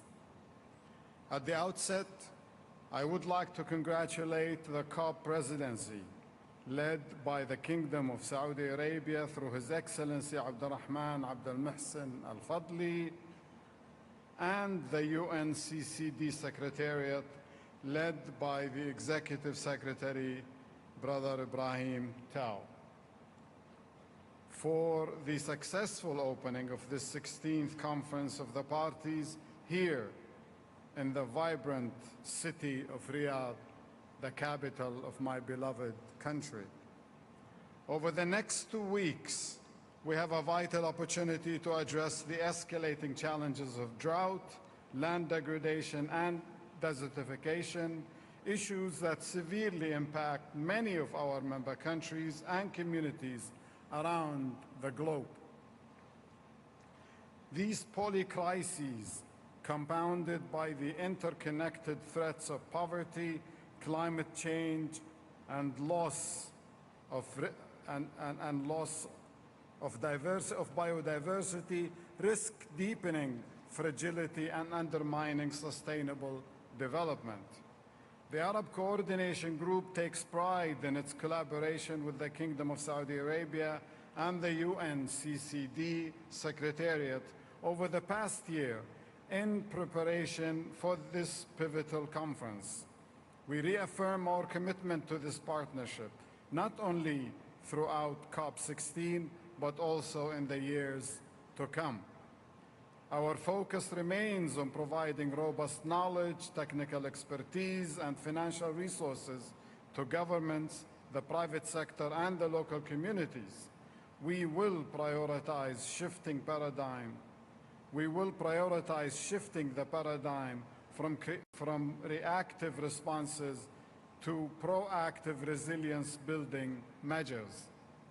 Tomorrow, the Arab Coordination Group institutions will announce their collective commitment to addressing the global challenges of land degradation, desertification, and drought as integral components of their development operations. In closing, I would like to emphasize that the magnitude and urgency of these challenges demand collective action. We must unite as a global community, forging partnerships that mobilize resources and deliver meaningful impact where it is most needed. Together, we can drive a just, fair, and inclusive transition towards a sustainable future for both people and planet Earth. Let's unite in a joint fight against the dreadful 3 Ds: drought, desertification, and land degradation. Wassalamu alaikum wa rahmatullahi wa barakatuh.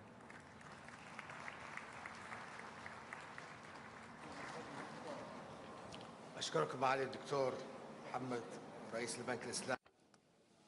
Thank you to Mohammed Al-Jasser, President of the Islamic Development Bank.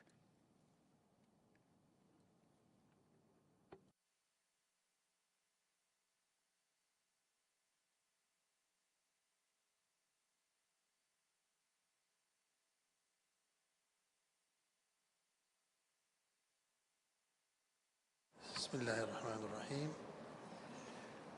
الكلمة الآن.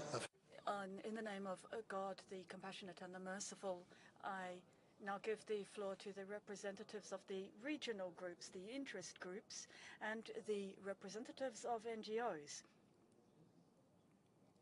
And I would ask them, please, to keep their statements brief. And I would now like to give the floor to the representative of Morocco on behalf of the Group of African States. You have the floor. بسم الله الرحمن الرحيم والصلاة والسلام على أشرف المرسلين السيد رئيس مؤتمر الأطراف لاتفاقية الأمم المتحدة لمحاربة التصحر. Mr. Chairman of the conference, COP, UNCCD Executive Secretary of the Convention, also distinguished delegates, ladies and gentlemen. From the outset, may I voice all my thanks to the Kingdom of Saudi Arabia and the custodian of the 2 holy mosques, King Salman bin Abdulaziz Al Saud, as well as His Royal Highness Prince Mohammed bin Salman, for the warm welcome we've received and the generous hospitality extended to us. This is nothing new from Saudi Arabia. Mr. President of the Conference of the Party, may I commend you also for having been elected to chair the work of this conference, and I wish you every success in the way you oversee this work, and I will not fail to thank the Secretariat also for the efforts made to hold COP16.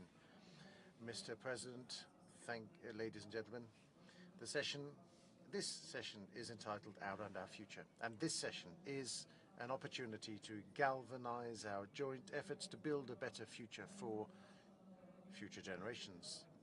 The importance of this session may come from three main points. First of all, this is the convening of the first conference of the parties in the Middle East and North Africa, a region deeply affected by desertification, land degradation, drought, and climate change. Also, we gather as we need to strengthen our economic and environmental resilience strategies at the regional and the international levels at a time when land degradation is accelerating at an alarming rate in all regions of the world. We also note the exacerbation of the problem of drought, both in terms of frequency, severity, and geographical extent. And thirdly, this session is important because there is this need to achieve sustainable development goals, including neutralizing land degradation, which is an effective tool to address climate change, to ensure food security, to reduce poverty, and to guarantee the sustainability of natural resources. This session is also important because it is being held in Saudi Arabia, which is known for its dynamism, especially with regards to drought and desertification issues. In that connection, may I underscore the huge, extraordinary efforts undertaken by Saudi Arabia in this area, and in particular through the launching of the Green Middle East and the 20th Summit, the G20 rather, initiatives. Also, this new initiative designed to promote regional and international cooperation to promote green coverage, biodiversity, to combat desertification and drought, and also with this need to meet international. Mr. President, ladies and gentlemen, the land degradation in the previous years has led to many losses at the socio-economic levels and also posed one of the major environmental challenges. In this sense, accelerating the implementation of anti-desertification programs and implementing sustainable land management mechanisms has become an urgent need to reverse degradation and restore ecological balances. In this context, the international community is now more than ever called upon to respond to the great challenges of sustainable land management in an environment fraught with multiple constraints: climate change, scarcity of water resources, rapid population growth, and urbanization. COP is therefore an opportunity. COP16 is therefore an opportunity that must be fully utilized in order to adopt coherent and action-oriented decisions that will lead to tangible achievements on the ground.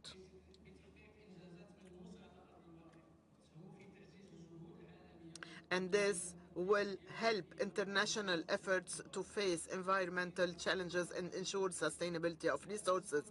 Mr. President, ladies and gentlemen, at the regional level, African countries attach great importance to this conference and hope that their concerns will be taken into account, namely when it comes to drought, land degradation neutrality, in addition to sand and dust storms, land tenure, and gender approach.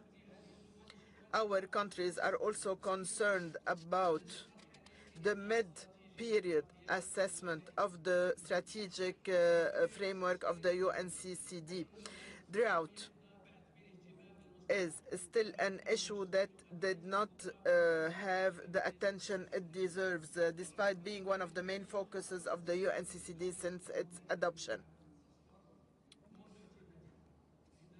That's why it is important to give it the strategic priority and to manage it in an effective manner. In this regard, African countries believe that the adoption of a legally binding protocol on drought under the UNCCD umbrella will be the best way to draw attention to this phenomenon and to address it in an integrated manner that includes all the central pillars, such as the legal, institutional, and governance framework, as well as financing mechanisms.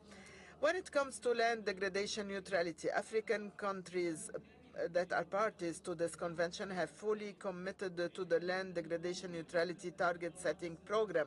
Since the adoption of this program in 2015, we have taken many steps for its practical implementation, including the preparation of transformative projects that remain subject to the mobilization of necessary financial resources to activate them. However, many challenges still stand in the way of achieving land degradation neutrality by 2030.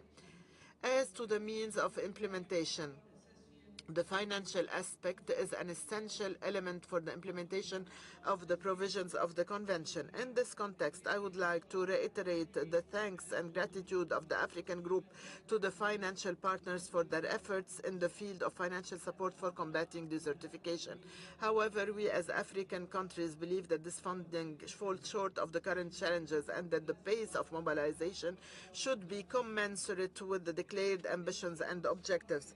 The midterm evaluation of the UNCCD strategic framework is an opportunity to identify the positive results achieved and to work on consolidating them, as well as identifying shortcomings and ensuring that they are addressed and overcome.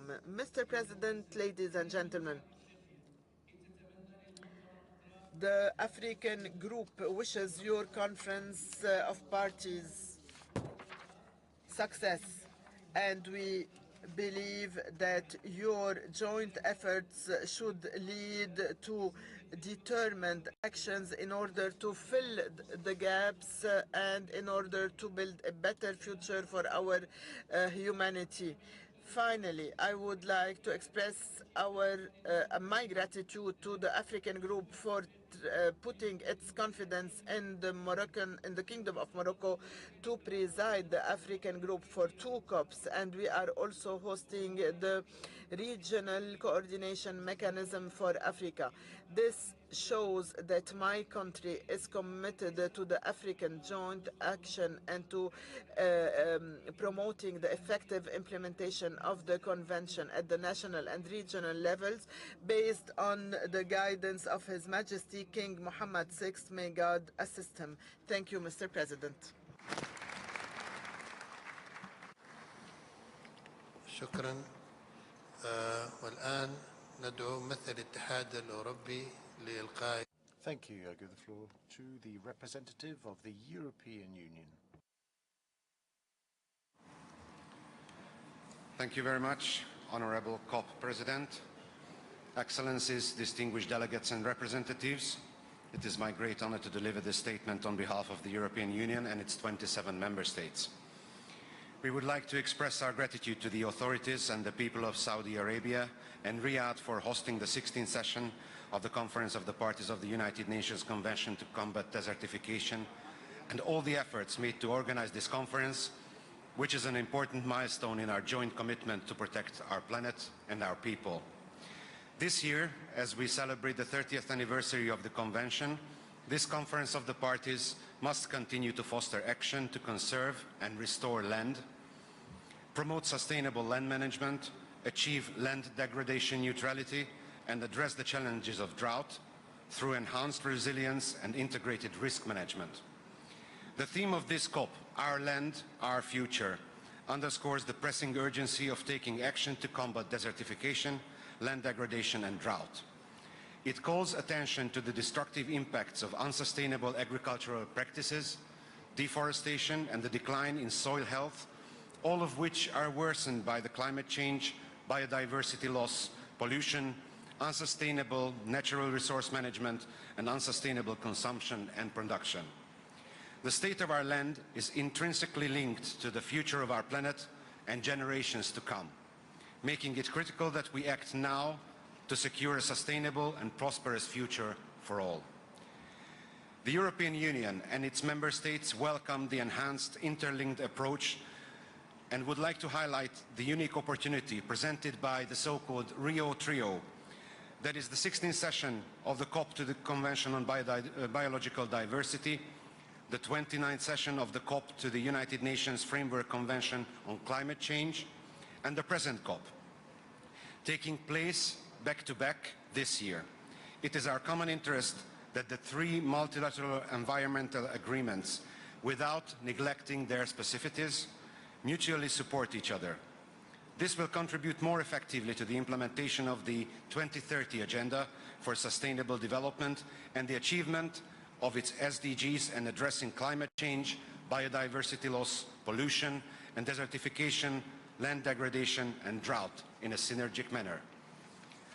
The COP and the decisions taken will mark a significant milestone in elevating sustainable land management to its rightful place on the global political agenda and reinforcing the momentum gained. These efforts are essential for halting and reversing land degradation and desertification, tackling drought, conserving biodiversity, and addressing climate change through both mitigation and adaptation. Furthermore, they represent a cost-effective approach to achieving a green recovery and fostering sustainable development for all. As emphasized in both the second edition of the Global Land Outlook and the Economics of Land Degradation reports, investing in sustainable land management and restoration, particularly through the implementation of nature-based solutions, delivers substantial social and economic benefits. We will work with the Convention that the COP will draw significant attention from the global community to the growing challenge of drought. Drought risks are exacerbated by climate change and unsustainable land and water management practices. Unfortunately, the most valuable members of our societies are often the ones most severely affected. We look forward to the outcomes of the discussions at this COP, particularly on addressing the underlying systemic drivers of drought risks and by fostering sustainable land management for proactive drought risk management. This effort must be supported by renewed political attention at all levels and strengthened action across all sectors to enhance national capacities for monitoring and early warning systems, risk and impact assessment, mitigation, preparedness and response. Such measures are vital to bolstering the resilience of societies, economies and ecosystems against the impacts of drought. At the same time, we must enhance our efforts to transition away from fossil fuels and to eliminate and redirect environmentally harmful subsidies which also have a direct effect and impact on desertification and land degradation.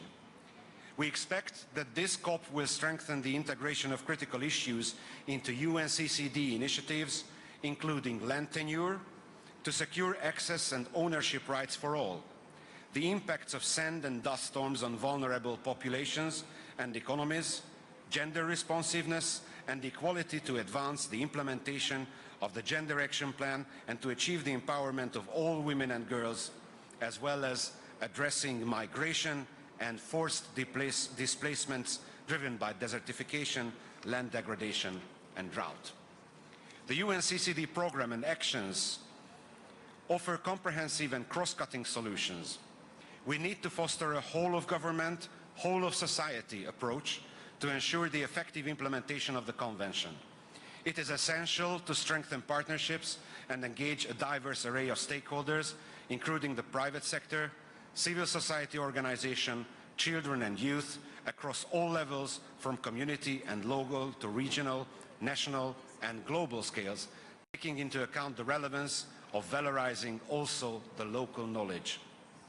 This is a call for us to embrace our collective responsibility in reshaping global production and consumption practices in line with Agenda 2030 that call of us to reach a sustainable world while transforming agricultural and food systems and promoting sustainable value change that positively impact ecosystems and the people who depend on them. The European Union and its member states are committed to working with their partners in our global common journey towards achieving land degradation neutrality.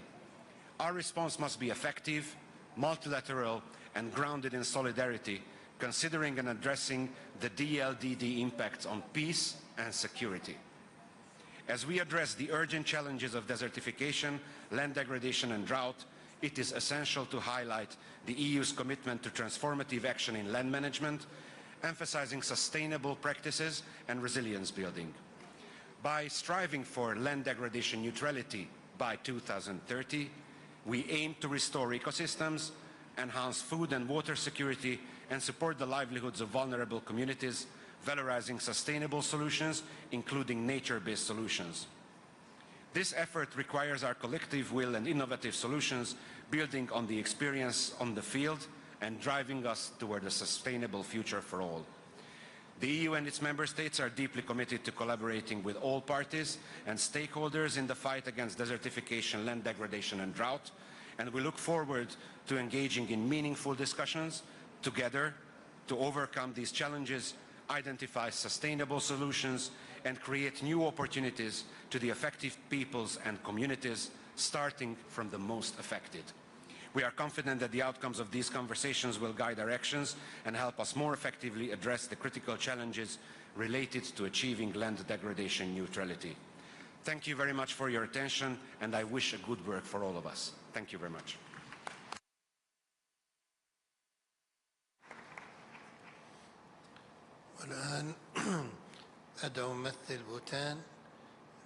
I now give the floor to the representative of Bhutan, speaking on behalf of the Asia-Pacific Group.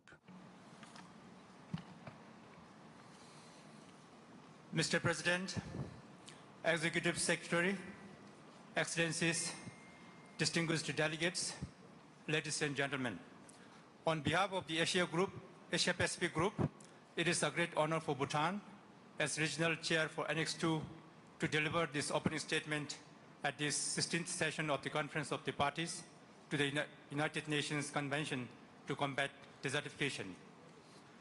The Asia-Pacific Group would like to begin by expressing our sincere gratitude to the people and the government of the Kingdom of Saudi Arabia for generously hosting COP16 in Riyadh, the first UNCCD COP hosted in the Middle East and North Africa region, and for raising the ambition to make it the largest and most inclusive COP to date. Annex 2 is proud to see yet another UNCCD event being hosted in our region, following COP10, COP13, and COP14, hosted by the Republic of Korea, China, and India, respectively, COP21 in Uzbekistan last year, and we also look forward for COP17, which will be hosted by Mongolia in 2026. Mr. President, our region stretches from mountains to islands, hyper-arid areas to tropical humid areas.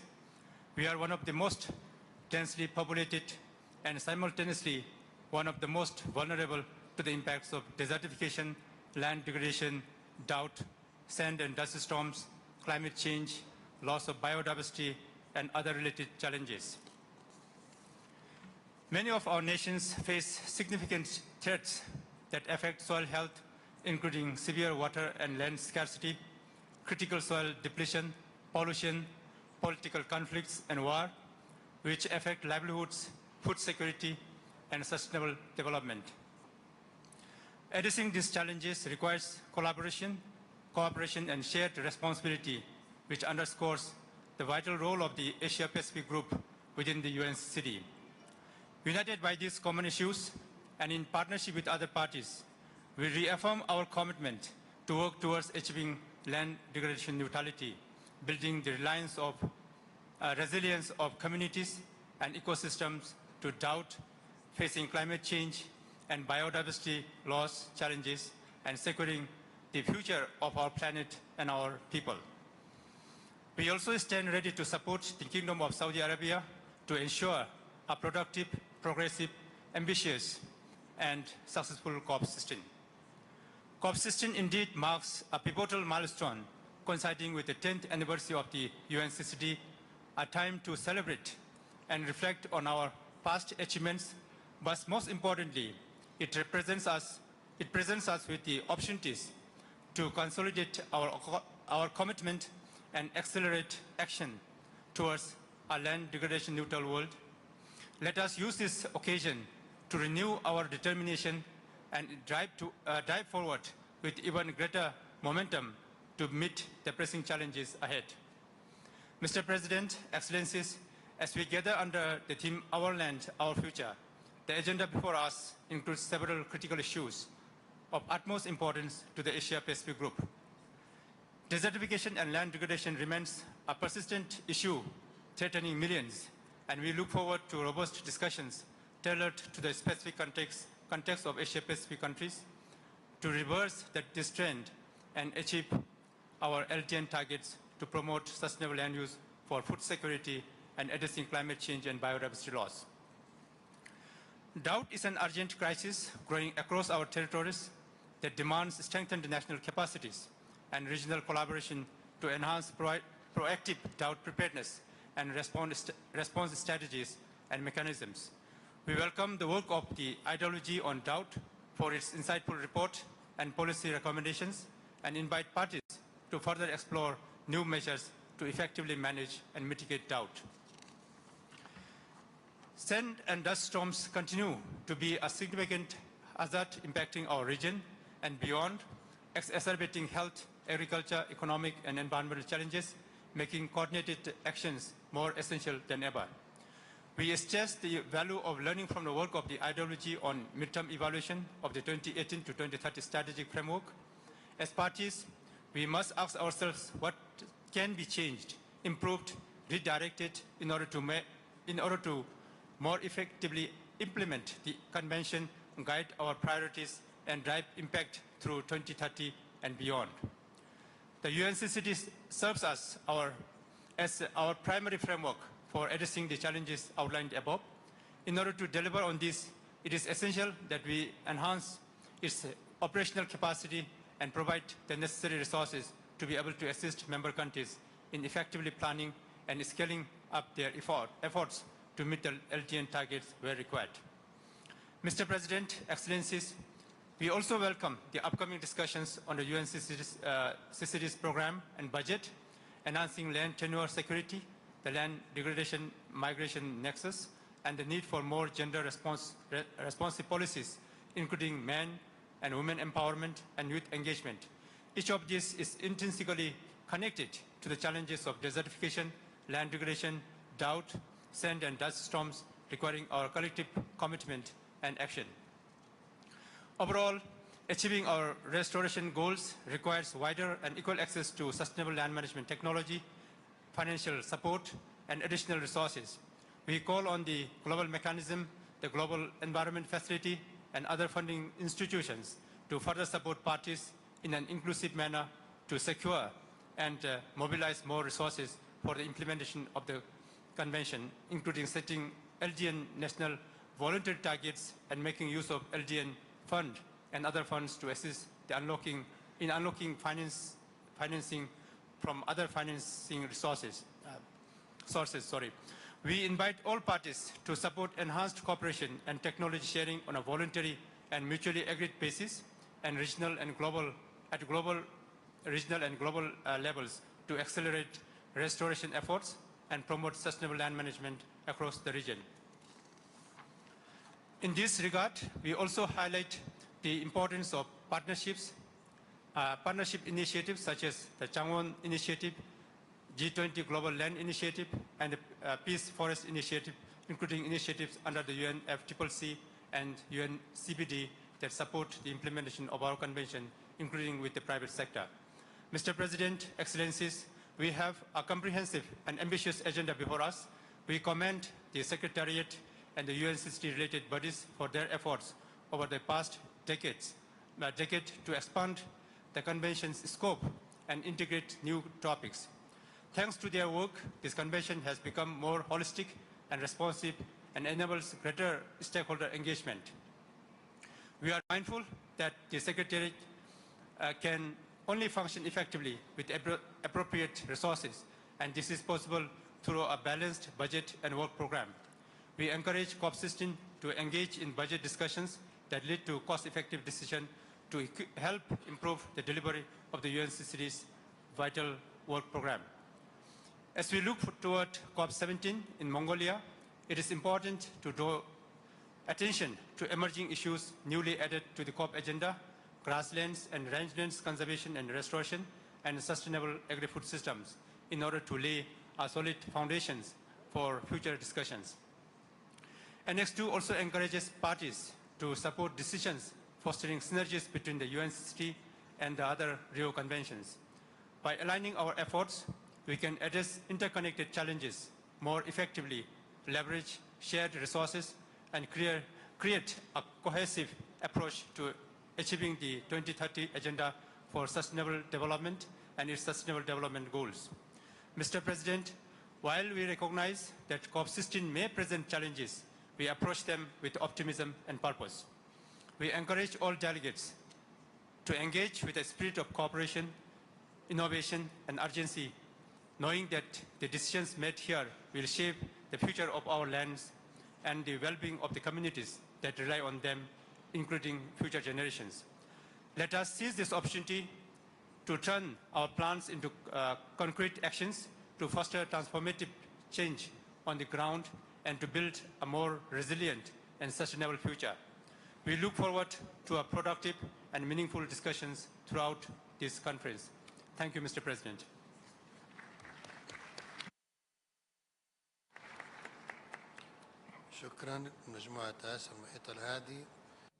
I thank the Asia Pacific Group and now give the floor to Ecuador, speaking on behalf of the Latin American and Caribbean states.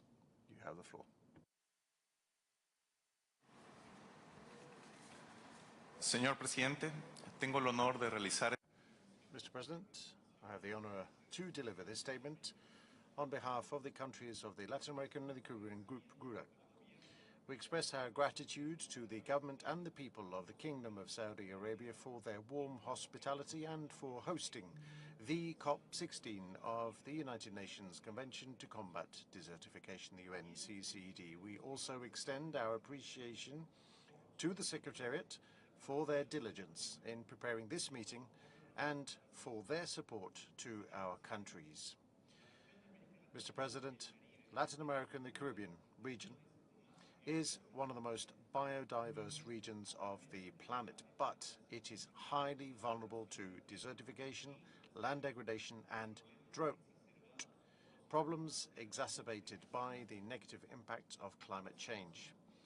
For this reason, we reaffirm our determination to implement the Convention, the 2018-2030 Strategic Framework, and to strive to achieve the goal of a land degradation neutral world. Fulfilling the commitments under the UNCCD framework is crucial for our region. We therefore call for urgent and coordinated global actions to address desertification, land degradation and drought, and this for the benefit of the people, as well as for increased, adequate and predictable means of implementation, including financing, capacity building, technology transfer, and scientific and technical cooperation. At COP16, drought should be elevated as a primary focus in our discussions. As a region, we will seek to build consensus based on a progressive and balanced approach, especially considering the needs of developing countries. We call for political recognition, for urgent actions, for global partnerships, for access to increased financial resources, and robust, agile, and adaptable decisions tailored to the specific circumstances of each country. Given the urgency of the need for action, we support an agile instrument, preferably not legally binding, an instrument which is adaptable to all countries. In our common efforts, we should all consider a dedicated financial mechanism for drought-related projects and the development of indicators and targets aligned with national realities. Additionally, we believe it is essential to continue addressing the challenges faced by vulnerable populations, including indigenous peoples and local communities, as well as addressing how to address other items related to gender, to forced migration due to land degradation, land tenure, and other emerging matters.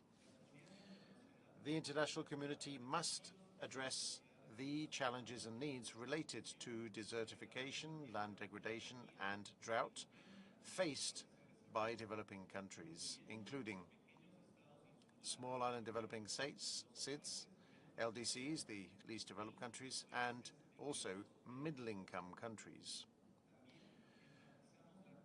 We also emphasize the complementarity between the UNCCD and other multilateral environmental agreements while respecting the purpose, the scope, and the financing requirements of each international instrument.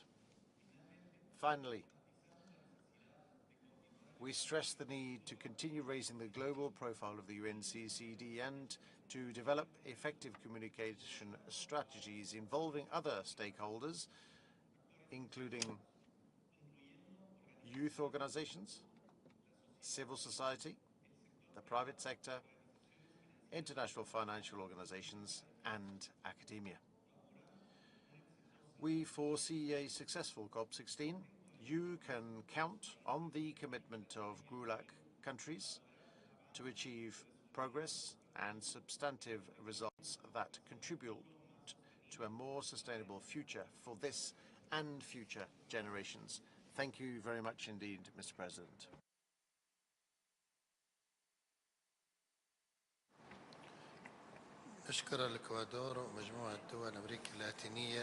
I would like to thank you for this statement on behalf of the group of Latin American and Caribbean states, and I would now like to give the country to I would like to give the floor to for a statement on behalf of the Regional Implementation Annex for Central and Eastern Europe.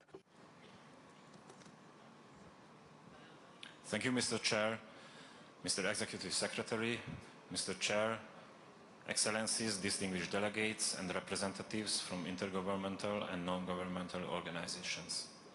It is an honor to speak on behalf of the Annex 4 and its 12 affected country parties.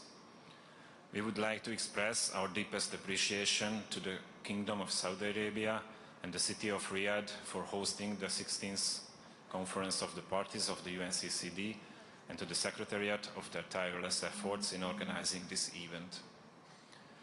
Over the past few years, we have faced immense interconnected global challenges and crises which demand urgent action, making this COP a watershed moment to reaffirm our commitment to combating desertification, land degradation and drought, and enhancing our efforts to achieve land degradation neutrality in line with Agenda 2030, as well as reaffirming our efforts to support other countries in these endeavors. It has become increasingly clear that land-based solutions play a pivotal role in addressing ongoing environmental crises and challenges, considering also their social and economic implications, especially regarding the people's well-being. It is a matter of fact that in our region, desertification, land degradation, droughts and extreme weather events, particularly devastating floods, continue to pose major threats to ecosystems, economies and communities. The rising intensity of these challenges and crises requires proactive, innovative and science-based solutions to restore the balance between land, water, climate and human development. In this context, the Annex 4 countries recognize the vital role of the UNCCD in fostering international cooperation.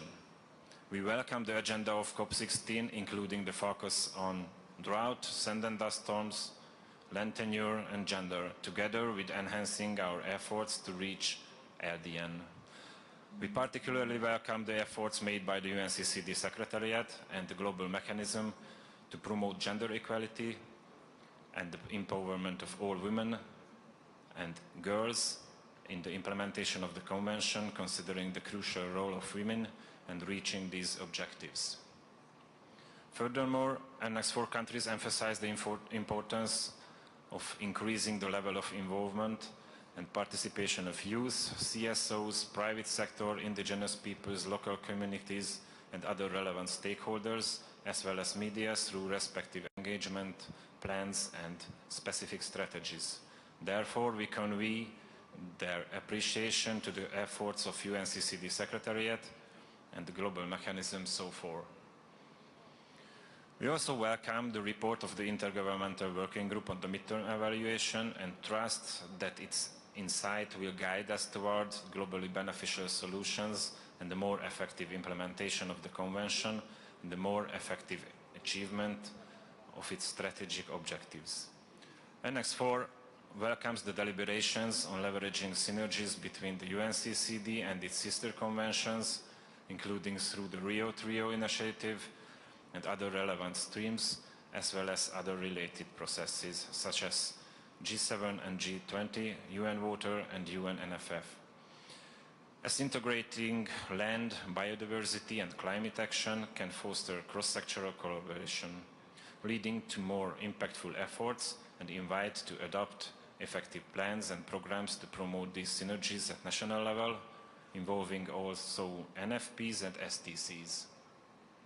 One of the key concerns of Annex 4 remains the growing frequency and severity of droughts.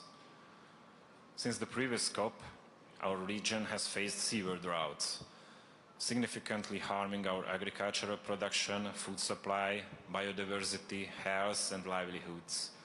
The Intergovernmental Working Group on Drought has made notable progress on this issue, but further action is necessary at this COP to adopt a set of instruments that could enhance drought management and governance at all levels.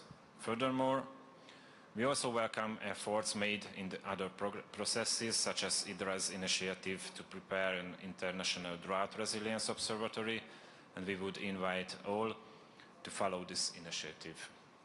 In line with the COP16 agenda, Annex 4 countries are working on scaling up technologies and mechanisms for sustainable land management while promoting climate resilience, biodiversity conservation, and sustainable agriculture. Furthermore, we are committed to enhancing our regional coordination on key priorities such as drought preparedness and wildfire management. Therefore, we welcome the efforts of the Business of Land Initiative and the Sustainable Land Management Business Forum. We are also keen to further explore opportunities for cooperation to strengthen global solidarity and promote effective solutions. Our region has witnessed the benefits of coordinated actions through public-private partnerships and transboundary collaboration, yet much remains to be done. In conclusion, the challenges we are facing are vast and unprecedented, and their trends should be considered. COP16 is our chance to reinvigorate the momentum needed to achieve people and planet well-being and ensure that leave behind a legacy of sustainability for future generations. Yet, the Northern Mediterranean region stands ready to work in solidarity with all parties to combat land degradation and build resilience to drought. On behalf of the Annex 4, we reaffirm our commitment to the objectives of the UNCCD and look forward to productive discussions toward a more sustainable and equitable future. Thank you for your attention, and I wish us all a successful and impactful COP16.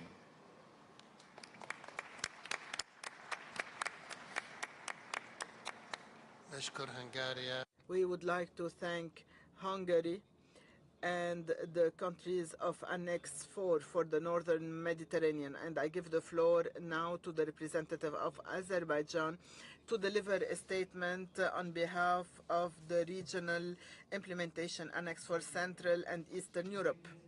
Executive Secretary, Excellencies, distinguished delegates, ladies and gentlemen. On behalf of parties of Annex 5 region, I am pleased to deliver this statement at the opening of 16th Session Conference of Parties of the Convention. We would like to thank the Kingdom of Saudi Arabia for its warm welcome and hospitality. We would like to congratulate all 197 parties to UNCCD on the 30th anniversary of UNCCD that is celebrated this 2024. We acknowledge what is achieved so far, and it's our common responsibility to join to find ways on how land restoration can be accelerated for the sake of global environmental sustainability. The global character of UNCCD is undeniable. Its role as a sole legally binding global instrument dealing with land management and drought issues shall be reinforced by all of us. As a convention of universal ratification with an open scope, it has strong synergies with Rio Conventions and other environmental legal instruments. Thus, sustainable land management is a milestone for effective climate adaptation and biodiversity conservation. SDG 15 Target 3, which aims to strive towards land degradation neutrality by 2030, is a driving force for many countries to strengthen policies for sustainable land management. To reach the SDG 15.3, the scope of the UNCCD is a responsible custodian agency should be extended beyond arid, semi-arid, and subhumid areas. In this regard, we encourage UNCCD to take further actions to consider full range of terrestrial ecosystem. For the UNCCD to be fully recognized as a global document, we consider that this issue should be incorporated in decision on midterm evaluation. The text proposed for the draft decision has already been shared with all parties. We would like to express our gratitude to the Intergovernmental Working Group on midterm evaluation of UNCCD 2018-2030 strategic framework for their work, as also independent evaluators for the preparation of corresponding report. We expect that findings and recommendations arising from Intergovernmental Working Group midterm evaluation work will serve as a foundation for more effective implementation of the UNCCD strategic framework during its second half, ensuring increased visibility, recognition, and enhanced political influence of the Convention. Addressing drought management at global level is priority of the UNCCD, which is particularly important for Central and Eastern Europe region. Due to climate change, drought conditions are increasing in frequency and severity in all parts of the world, aggravating land degradation.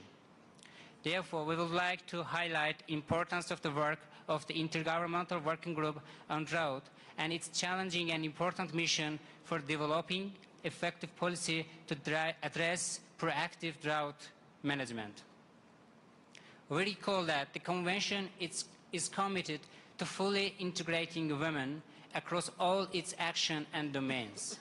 The Annex 5 countries attach important the need of supporting women and enhancing their capacities to implement Gender Action Plan and its roadmap. Our region also acknowledges that land tenure is critical in achieving land degradation neutrality and addressing drought. We do assure that the Annex 5 region will continue to make every effort on national and regional level towards land implementation of the objectives set at COP16.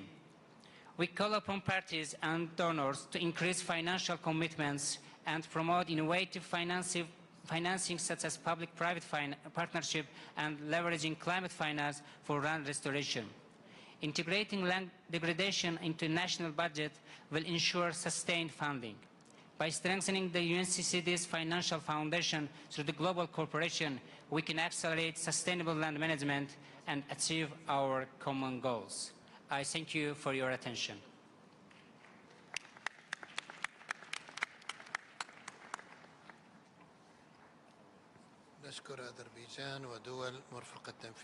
We would like to thank Azerbaijan and the countries of Annex 5 for Eastern and Central Europe. I give the floor now to Mrs. Thanayat Naim Sati from ECOC Climate Organization to deliver a statement on behalf of the CSOs.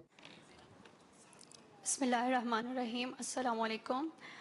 Thank you, Chair, Excellencies, distinguished delegates, and colleagues.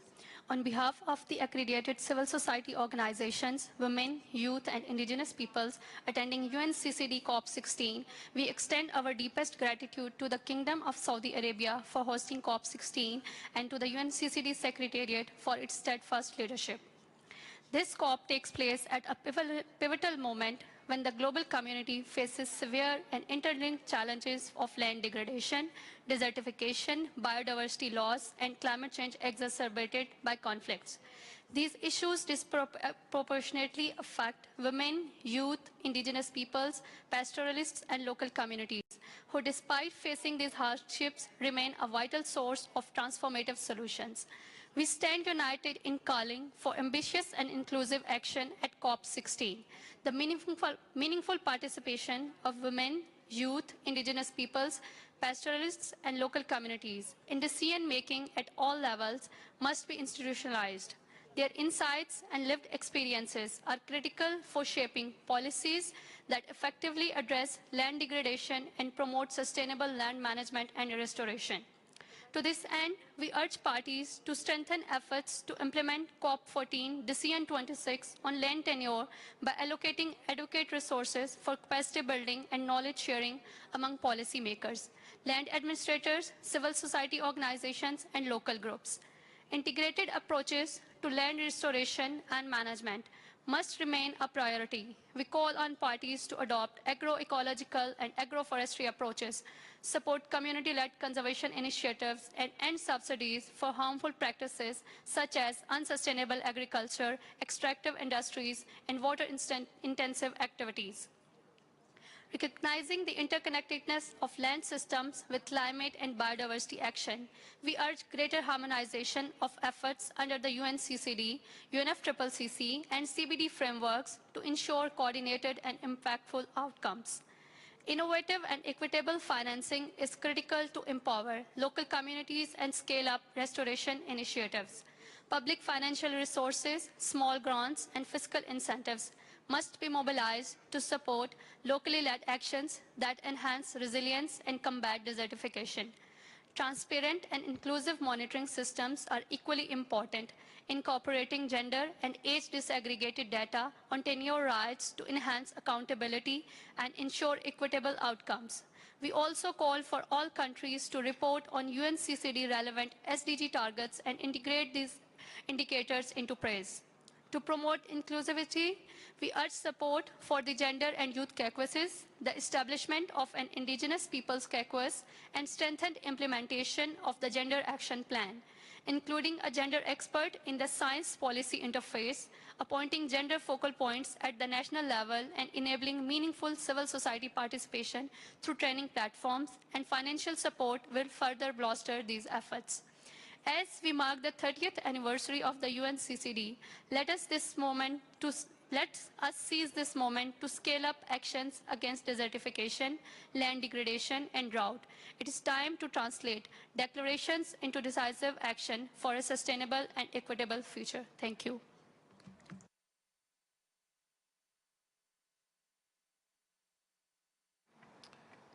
نشكر السيدة نهايات ونشكر منظمات المجتمع المدني. I'd like to thank you speaking on behalf of the civil society organizations, and I'd like to thank the civil society organizations taking part. This was the last speaker at this opening session. Now we are going to, we will hear subsequent statements at a later session. Now, delegates,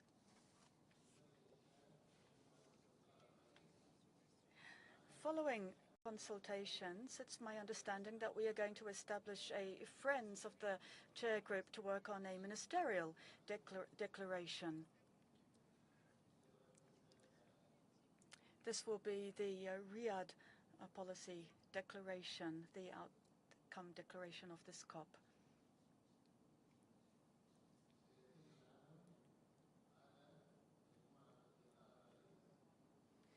The Friends of the Chair Group will be facilitated by a group representing the COP presidency, and a report on the outcomes of its work will be submitted directly to me in my capacity as president. May I therefore take it that the conference wishes to establish a Friends of the Chair group to work on the ministerial declaration, namely the Riyadh Policy Declaration of COP16?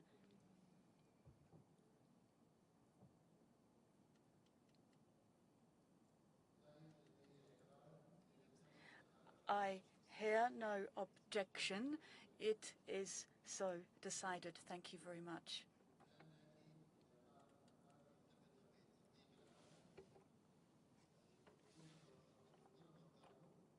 Now they've got two. Which is working? We're now going to close the program of this meeting, and this afternoon, the ministerial declaration that is from Geneva to Riyadh and beyond, promoting the international and national policy tools for a proactive approach designed to manage drought. Now, that meeting is taking place at 2 p.m. in the plenary. Sorry, in the main meeting room. That is the plenary held in the main meeting room. So the plenary will continue as of 3 p.m. in the plenary.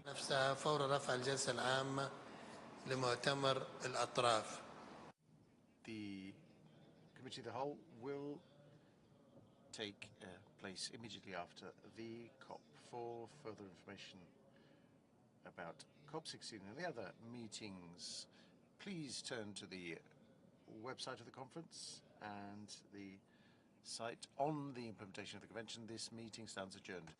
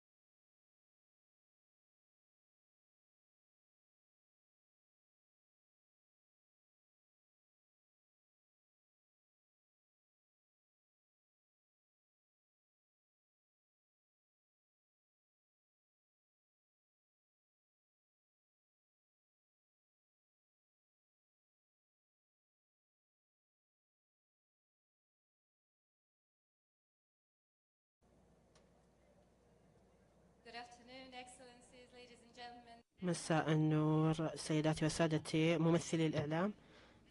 يسعدني أن أدير هذا المؤتمر الصحفي الافتتاحي للنسخة السادسة عشر من مؤتمر الأطراف لاتفاقية الأمم المتحدة لمكافحة التصحر المعروفة ب UNCCD COP16 في الرياض، والذي يبث على موقع الأمم المتحدة ويب تي في. كما استمعنا خلال افتتاح مؤتمر الأطراف السادس عشر في هذا الصباح. هذا سوف يكون لحظة مهمة حتى نقلب الطاولة على تدهور الأراضي الذي يشكل خطرا على هذا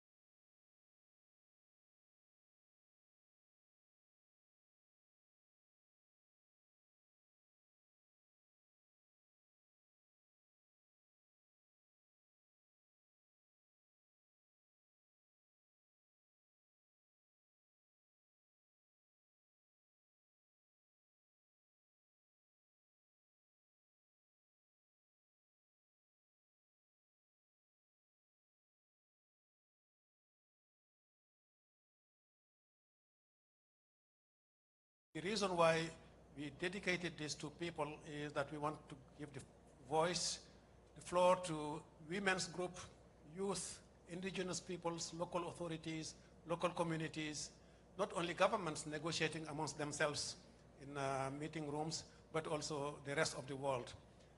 We wish we could have even consumer associations, fashion industry is also invited here, private sector.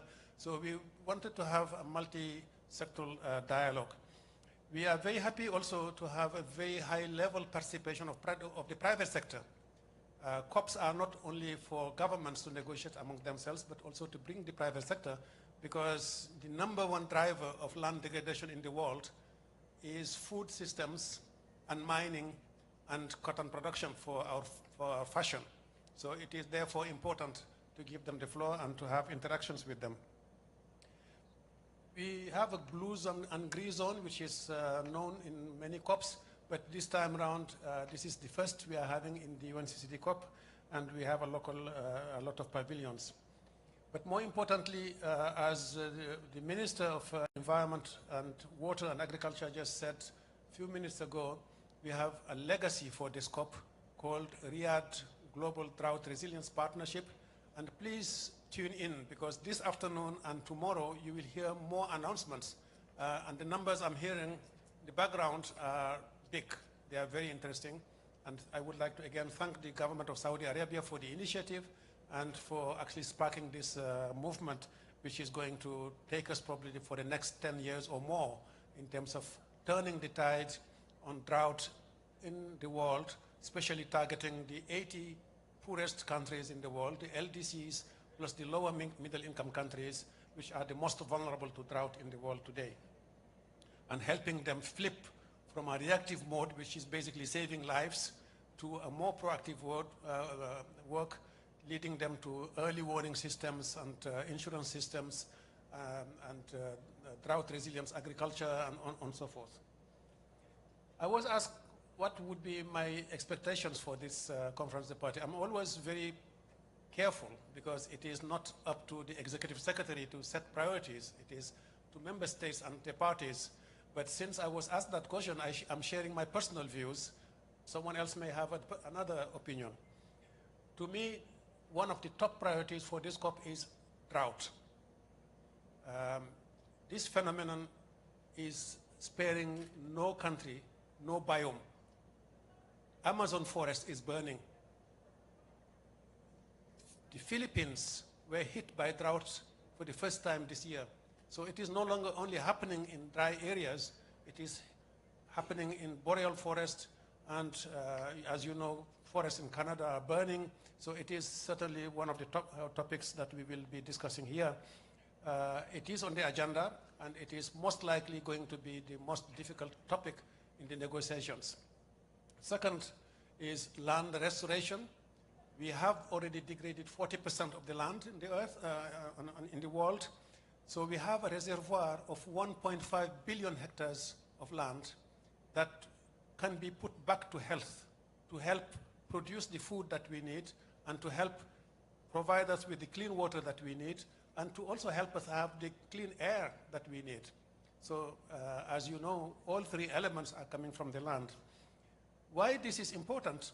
Because we need to produce twice as much food as of now by 2050 to feed a growing population and a growing middle class in the world.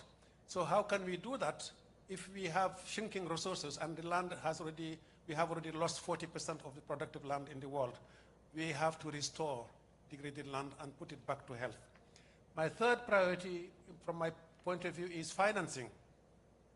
And this is a topic that is extremely important, not only in terms of how much money do we need to mobilize from governments and the private sector, but actually how many resources and where can we find the financing in the world that can help us turn the tide.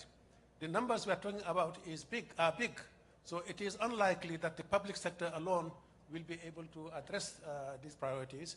We are talking about the needs worth $1 billion per day to come up with the resources that are needed to restore the $1.5 billion hectares of land by 2030. So what can we do? According to our own data, up to close to 70% of the needs right now are provided by domestic resources in terms of land restoration. 22% coming from ODA, official development assistance, and only 6% coming from the private sector. So we need to certainly increase the contribution from the private sector for themselves. We are not talking about charity, we are talking about investments, so that the private sector that is producing food or cotton or doing mining actually invest in their own land, invest in their own business in order to secure their production and to make sure that their activities are maintained for a long period of time. So financing is the third priority, and I think if we address these three, there may be multiple other priorities for other colleagues, but it is important for me that drought, land restoration, and financing are addressed properly. Thank you. Thank you very much, Mr. Chow. So we've heard about the priorities of drought resilience, land restoration, and financing from the perspective of the Secretariat of the Convention. Now let's turn to the host country, the Kingdom of Saudi Arabia. And on behalf of the COP presidency, Dr. Osama, please tell us your vision and your expectations for this momentous COP. Thank you. I will make my remarks very brief. Again, you know, Saudi Arabia hosting this COP came, due to a firm belief of the importance of conserving environment as the third pillar for sustainable development. We cannot achieve sustainable development and achieve economic growth and social welfare without conserving environment and natural resources. And this has been translated very vividly in Saudi Arabia Vision 2030 and the transformation that we have seen since 2016.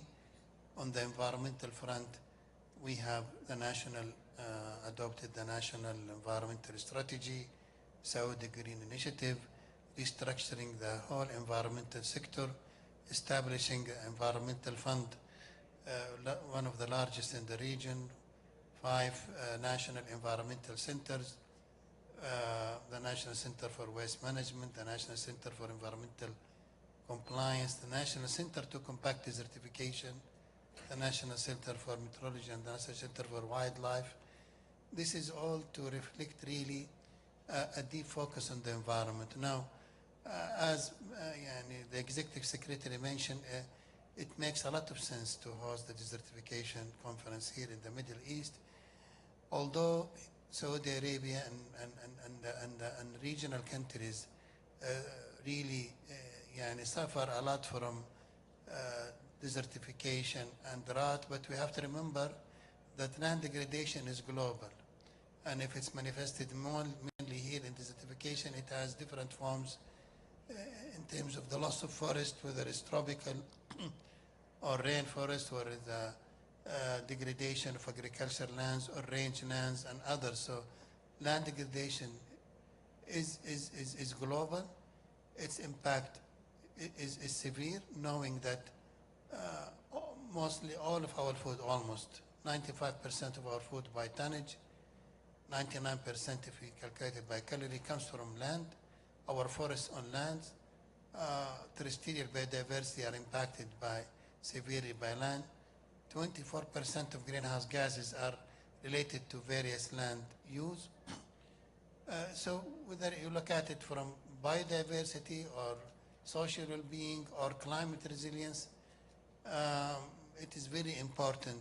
A lot of the conflicts over resources, political instabilities are associated with land degradation and loss of resources, and even migration, whether it's migrating from rural areas to cities, or migration across the border related to drought and land degradation to a great extent. Tomorrow we will have a high-level segment on the impact of land degradation on migration and political stability. So really, it intersects with many issues, and it cannot be looked at separately. And we in Saudi Arabia just announced the Riyadh Global Drought Resilience Partnership, also as a reflection of a belief that we have to strengthen the action on the ground. Although it is very important to continue the policy dialogue and to strengthen the policies both on the national level and the international level related to land degradation, desertification, drought, as well as other environmental challenges. Yet, very important drivers to achieve objectives is to have a strong action agenda that is inclusive, not only for government actors, but also we need the private sector. As the Executive Secretary mentioned, we cannot move without the private sector, because about 50% or slightly below that of the global GDP depends on the natural capital. And it is in the best interest of the long-term sustainability of the private sector to be part of the solution. Also having the women group, the youth group, the indigenous people, the NGOs and others are very important, really part of the solution. And as you can see here in the COP, we really wanted to be the COP of engagement and the COP of inclusiveness, where we really not only just focus on the government discussion on policies, but it's really engaging all stakeholders, all global stakeholders, to be part of the solution, because the stakes are high and not only impacting one dimension, but multi-dimensional impacts. I think, as Professor Johan so vividly articulated in his speech, and maybe we'll hear more from him, it is highly interrelated to the climate, to biodiversity, food security. The time to act is now. We always think about the cost. What is the cost of land restoration? But I think what is the cost of no action? Each dollar invested in land restoration give us $30 into benefits, up to $30 in benefits. So let's think about the return on investment. I think we all heard Mrs. Amina Muhammad. She was talking about the economical return of restoring 1 billion hectare of land. I cannot remember the figure, but it was like around $1.8 trillion, correct me if I'm wrong, but it was annually. So really, the cost of no action is staggering. The reward of positive action is highly, and it really has multiple positive impacts if we acted, and we get to lose a lot if we continue not to act. Again, I think here we would like to raise global awareness about the challenges associated with land degradation, desertification, drought, and we would like to also raise the ambition and the momentum and the action to drive solutions to really have a positive impact on the ground. Thanks. Thank you very much, Dr. Osama. So, of course, indeed, the Kingdom of Saudi Arabia knows firsthand the impacts of desertification, land degradation, and drought, but we also just heard some very dire warnings about what's happening at the global scale. So, Professor Rockstrom, please take us through some of the, I don't know, highlights or lowlights of what has been released today as the special report on land, please. Yes, thank you. And it is, as my two predecessor speakers here emphasized, scientifically we can be very clear today in our communication to the world at large, but also to those gathered here at COP16, that we are following a very dangerous path. We are at a critical juncture. For the first time, we need to consider the real risk of destabilizing life support on the entire planet. We're following, as you know, a pathway that will take us, in terms of global warming, to over 3 degrees Celsius over just the next 75 years. This is a pathway that unequivocally leads to disaster. There's absolutely no scientific evidence that we can support a world population under such conditions, an environment on planet Earth we haven't seen for the past 4 million years. But the following is the key message, I would argue, when we gather here at the UNCCD, that land is a fundamental precondition that will determine whether or not we can turn this around, or whether we will continue towards potentially even a self-reinforced, unstoppable pathway towards even worse warming levels. How can I say this? Well, it's because we know that land is connected to 7 of the 9 planetary boundary systems that regulates the life support, the resilience and stability of the planet. It's directly regulating to climate change, to biodiversity loss, to freshwater stability, to the cycles, what we call the biogeochemical cycles of nitrogen and phosphorus, to the air pollutants, and to chemical loading. And these are 7 of the 9 planetary boundaries. So fix land, and we have a good chance of keeping the planet in a healthy state. If we continue losing, as Ibrahim Chow pointed out, if we continue losing 1 million square kilometers of healthy land each year, we'll be sliding even further down a negative path. Think of this also as if we're sitting on a balancing teeter, and the numbers are today at a very, very scary level. Because on one side of this teeter, we know that unsustainable land management, the way we manage agriculture, forestry, and land use, is the single largest emitter of greenhouse gases in the global economy. Roughly 23%, somewhere between 20 and 25% of emissions. On the other side of this balancing teeter, you have intact nature, which actually is absorbing roughly the same amount, in the order of 25% of carbon dioxide. So currently, we are at this point where the planet is just balancing between sliding in the wrong direction, but trying to help us to keep ourselves away from danger. But for every day we lose more intact land, we lose that capacity, and the teeter starts falling over, and we'll start sliding in the wrong direction. That's the biggest scare we have today. Of the 6 of the 9 planetary boundaries that are breached, that are outside of the safe levels, all of them are connected to land. This is what we have shown in a report that was commissioned by the UNCCD, led by the Potsdam Institute for Climate Impact Research, and launched publicly here in Riyadh today. We'll have an official side event on Wednesday on this. So land is associated with breaching the climate boundary, the biodiversity boundary, the freshwater boundary, the nitrogen phosphorus boundaries, and of course the land boundary itself. This is, as was also pointed out by my fellow COP president here, not only about droughts and desertification. I agree with Ibrahim that this is a top priority of building drought resilience, but it's for all citizens in the world. It is the boreal forest in Canada, it is the fires today we see in the Arctic region, it's the temperate forest in Europe, it's the rainforests, it's the arid lands, it's the savannas. All systems are under pressure. This report, to close, focuses on transformation pathways. What are the solutions? What can we do in terms of policies in meetings like this? It is about stopping the expansion of agriculture and infrastructure into intact land.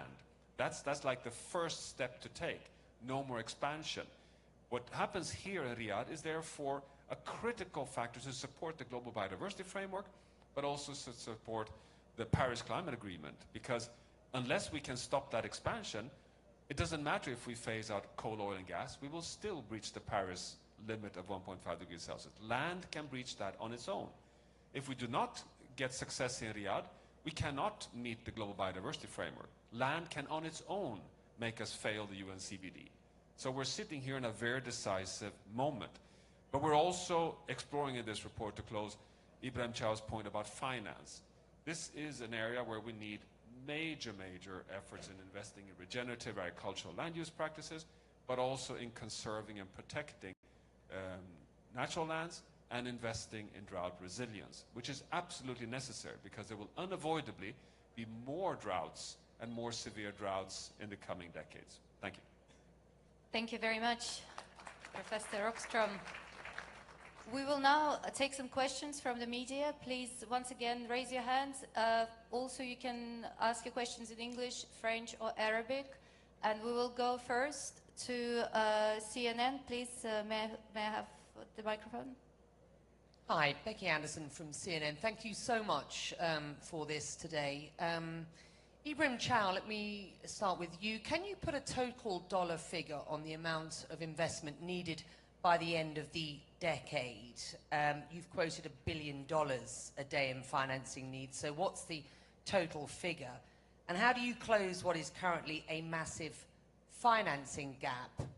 And then to Dr. Osama, can you provide further detail on how Saudi is committed to providing leadership on land restoration and rolling back deserts? Thank you. Thank you. The numbers may seem big, and they are big. We need $2.3 trillion by 2030.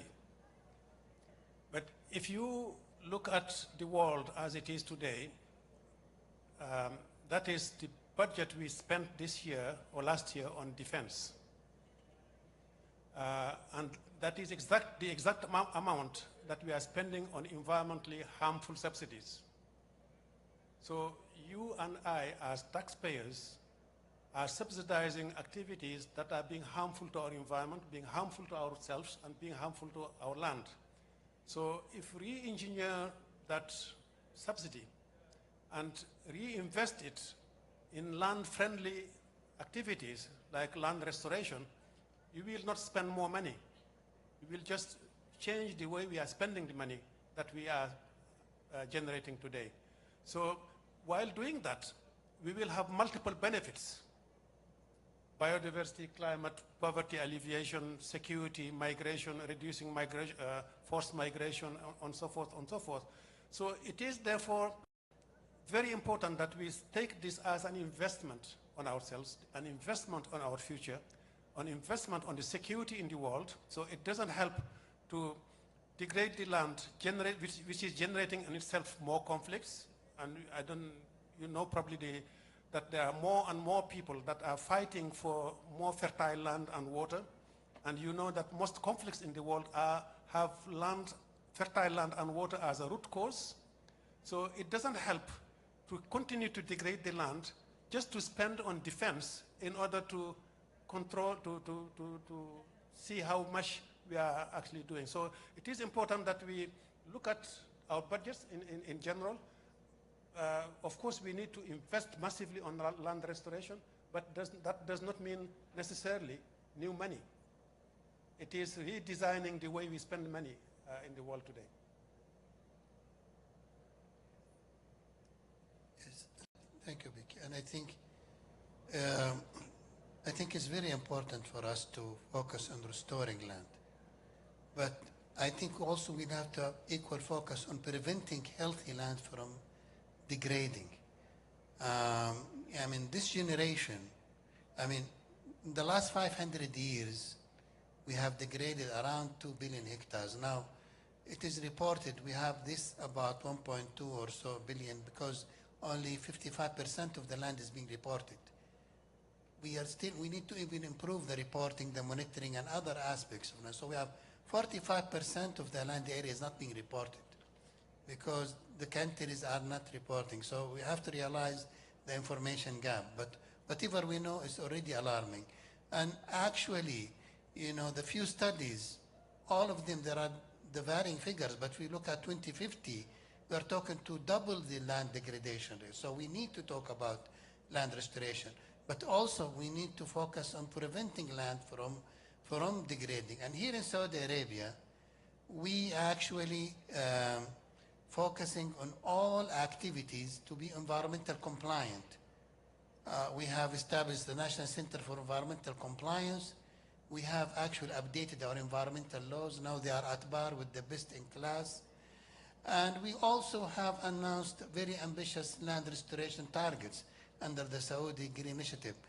But also in other dimensions, like if you look at the agriculture, now we have announced the Saudi GAP, Saudi Good Agricultural Practices, issued an agriculture law, really working a lot with farmers on good agricultural practices, all this to really improve the utilization of land and move toward a sustainable land management.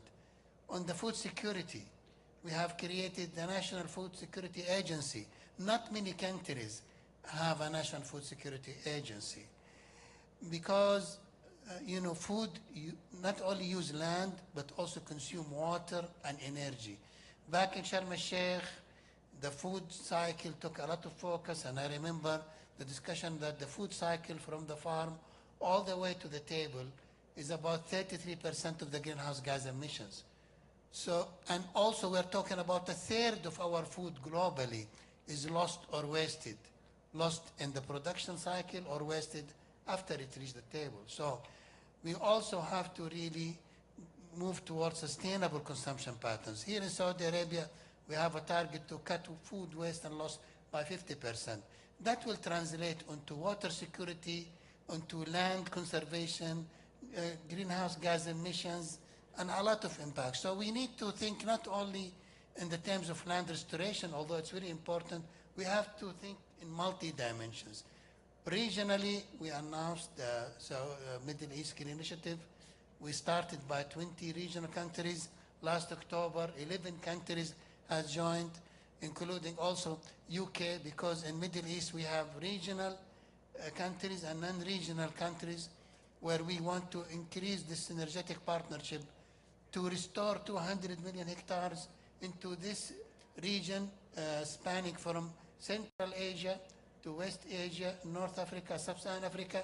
These are the most impacted by desertification. It makes a lot of sense that those coming together. We have launched together with our partners G20 in 2020 the Global Land Initiative, and it's now working in 100 countries, and they will be really very visible and active, and you can see a glimpse of what they are doing, of the good work. And now here by hosting COP16, our main focus is to raise the global awareness and focus on land degradation issue and how it is interconnected. And we need to really, have more commitment. We have 130 countries who have announced land degradation neutrality targets, but we have many countries who didn't.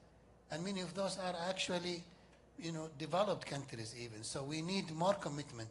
Even those countries who announce commitment, there is a lot of work to achieve the targets, because we are really, if you look to many initiatives, they are way behind the target.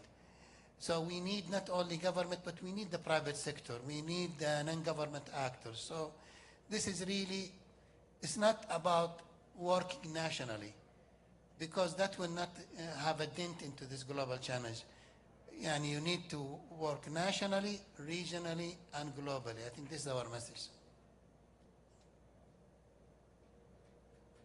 Thank you very much. We'll try to take a few more questions. Yes, please, lady in green. مساء الخير، زينب علي من صحيفة الشرق الأوسط. أحب أوجه سؤالي للدكتور أسامة. من الطبيعي أن الجفاف والتصحر وتدهور الأراضي تشكل تهديدات للإنسانية. فهل تتوقعون أن يتم التوصل إلى صيغة تحمي الإنسانية في كوب 16 لا سيما وأن التمويل جزء أساسي، وإلى ماذا تتطلع السعودية من جميع الأطراف من خلال كوب 16؟ شكرا. طبعا احنا نتطلع أنه يعني كوب 16 يكون نقطة تحول تاريخية في رحلة اتفاقية، يكون هناك زخم كبير. نرغب في يعني زيادة التزامات الدول بالعمل على الحد من تدهور الأراضي، إعادة تأهيل الأراضي. هناك حوالي 1.5 مليار هكتار من الأراضي المتدهورة. نحتاج عمل أكثر. أيضا نحتاج عمل أكثر طبعا في المجال التفاوضي فيما يخص إطار دولي لمكافحة الجفاف. هناك أيضا حاجة للتمويل. هناك حاجة كبيرة جدا لمشاركة القطاع الخاص، مؤسسات التمويل الدولي. هناك أيضا لمشاركة مؤسسات المجتمع المدني، لأن ممارساتنا الفردية تساهم في ذلك. الآن استهلاك الفرد حاليا في العالم هي 4 أضعاف ما كان يستهلك الفرد قبل عدة عقود من مواد أولية، من طاقة، من غيره. فلذلك التحدي هو ليس فقط للحكومات، هو للجميع. وما نطلع عليه في هذا المؤتمر هو فعلا تعزيز الزخم العالمي لهذه الاتفاقية المهمة التي تتقاطع مع التغيير المناخي، مع التنوع الأحيائي، مع الأمن الغذائي. يعني 99% من غذائنا بالسعرات الحرارية يأتي من الأرض. مع الأمن المائي، احنا استمعنا إلى البروفيسور يوهان، 50% من السحب تأتي من الغطاء النباتي، والغطاء النباتي له دور كبير في الاحتفاظ بالمياه والحفاظ على تثبيت التربة. فلذلك يعني التحدي عالمي ويحتاج إلى استجابة عالمية. Thank you very much. Let me go to the gentleman here in the first row. Hi, Sofiane El-Sarr from Agence France Presse. So my question is following the partial failures of COP16 biodiversity and the negotiation on plastic in Busan, I wanted to know how confident you are that the outcome of this COP will be positive. And please specify who you'd like to respond to this question. Sorry, my question is for the the Executive Secretary or Dr. Or any other Osama. person. Yeah. Okay, thank you. Thank you. Thank you. We are very confident that we will have a successful COP here. I think the conditions are met to have such progress. First of all, you see the facilities and the atmosphere that helps a lot in any COP. I'm very confident that we have a very able COP presidency, and the Bureau will be elected this afternoon, the rest of the Bureau. We are very confident that the Riyadh Global Drought Resilience Partnership that was announced today and will continue to be announced again this afternoon and tomorrow with more announcements will set a very positive tone for this conference of the parties. And we are confident that the national focal points and the negotiators of this convention are all willing to come with a conclusion as to how we can address the issue of drought. It's less polarizing than other aspects, because we are all faced with the same drama and the same situation, so we have to come up with a solution, and I'm hopeful that it will be very positive. And we also know that, you know, as was said before, we not only need to stop land degradation, but we also need to restore land that is already degraded. So it's in the benefits of everybody to do that. So we are very hopeful. Thank you very much, Mr. Chair. Professor Rockstrom, Dr. Osama, anything you would like to add on this question?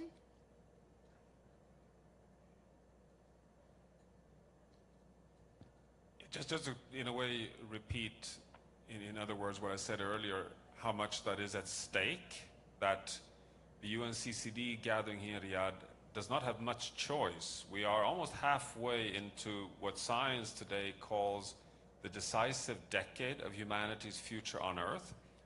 That sounds very dramatic. It's not as if we must solve everything by 2030, but we must bend the curves, and we must be decisively on our way back to a safe landing. And so far, we're not making any progress. And correct, the CBD meeting in Cali did not make the progress we had expected. The plastic discussions neither. I would even argue that Azerbaijan did not deliver as we needed to see in terms of the transitioning away from fossil fuels and get decisive agreements on finance for climate action. Here is an opportunity for land as the glue between all these conventions to show the direction forward, because the land agenda is sitting not only with solutions to a problem, but also with solutions towards a better outcome for prosperity, equity, and livelihoods. So this is, I think, a very pivotal moment for Riyadh to really deliver. Thank you very much. I'll take a couple more questions. Let me go to the lady here in... Ghadi Jouda, Arab News. My question is for His Excellency, the Deputy Minister. In the context of Saudi Arabia, what role can private investment play in funding land restoration projects? And what are the economic costs of land degradation? Thank you. Thank you. And I think the private sector need to, first of all, adopt sustainable practices, mainstream it into their really core businesses, integrate environmental protection in general, and sustainable land management in particular into the business they do. Because really, this business of like exploit land, degrade it, and then move to recover virgin land, this is not sustainable. Not environmentally, not socially, and of course not even for the business. So really, they have to be part of the solution. Definitely, by scoping their investments in infrastructure, integrating drought resilience, integrating sustainable land management, integrating biodiversity protection, integrating climate resilience into how they do that, leveraging the innovation. We are getting a lot of the innovation getting there. It needs to be mainstreams. A lot of it is cost barriers. It's not really the innovation is not there. It's not economically competitive. So it need to make the innovative solutions mainstream and not on the fringe. And of course, we need to have really visible and tangible financial contribution of the private sector in land conservation, and that will yield multiple benefits to them. Because if you invest in land, it's an investment in biodiversity, climate resilience, food security, social well-being, and the hidden costs are staggering. And we are seeing now the land degradation now is a major cause for migration and conflicts. And of course, political instability is not good for the business. So they have also to look at it from that dimension. You asked me about the cost of land degradation. I think, you know, there's the Economic of Land Degradation reports. It's very famous, and it took years to prepare. And the numbers are staggering. You know, they're talking about between $6 up to $10 trillion per year of lost ecosystem services, because land provides us vital ecosystem services. And when land degrades, that does not come without a cost. It comes with a very heavy cost. Thank you very much, Dr. Osama. So the time is not on our side. What I'm going to do next, I'm going to take 3 questions And I will go to the panelists to give maybe one succinct answer to the question that they would like to take. So let me first go to the gentleman over there in the 4th row. Then, do we have any other questions? Yes, the lady over there.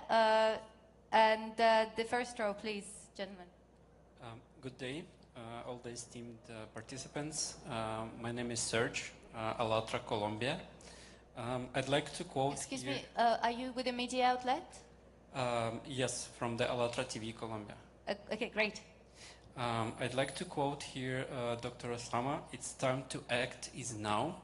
And as Dr. Johan said, it's for all citizens of the world, it's a decisive decade and pivotal moment. Therefore, my question is to Your Excellency Executive Secretary, Dr. Ibrahim.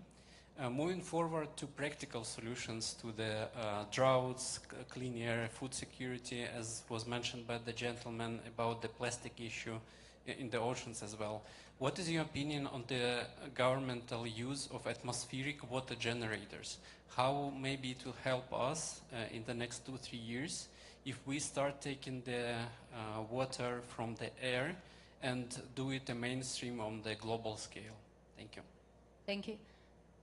Please, let's take another question right away from the lady in the 3rd row on the right.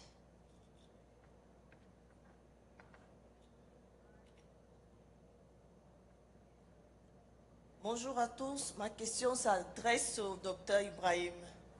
J'aimerais savoir qu'est-ce qu'il faut faire pour qu'au sortir de ces travaux, nous passions à l'action pour atteindre une véritable transition écologique. Et quels sont les mécanismes que vous allez mettre en place pour accompagner les États en voie de développement dans ce combat commun? Merci beaucoup, madame. Pourriez-vous vous présenter, s'il vous plaît? Je suis Eliane Matingoum, journaliste camerounaise en service à la télévision nationale, CRTV. Merci beaucoup. I'll take the 3rd question. Yes, please, gentlemen. مساء الخير عليكم جميعا. عبد الله الروقي من صحيفة الاقتصادية. أنا عندي تساؤل لمنسوبي الأمم المتحدة وأيضا سؤال آخر للأستاذ أسامة. السؤال الأول يبدو أنه هناك تمييز في المجتمع الدولي حيال الأهمية بين موضوع التصحر وموضوع المناخ. يميل البعض لاتفاقية باريس في حين أنه يعد التصحر وتدهور الأراضي هو المشكلة الحالية لما لها تداعيات جدا خطيرة على الأجواء وعلى الأمن الغذائي وغيرها. وهذا الموضوع يقودني أنه قبل 3 عقود أجريت الأمم المتحدة اتفاقية ومعاهدة وتم اعتمادها وتستهدف كانت عدة مناطق الجافة وشبه الجافة والقاحلة بهدف إزالة التحديات اللي قد تتسبب في الأمن الغذائي. إلى أنه بعد مرور 30 عام لم يحصل أي شيء، لم يكن هناك نتائج ملموسة. لذا سؤالي، هل سبب عدم وجود نتائج ملموسة لأن القضية تتعلق بالشرق الأوسط فقط؟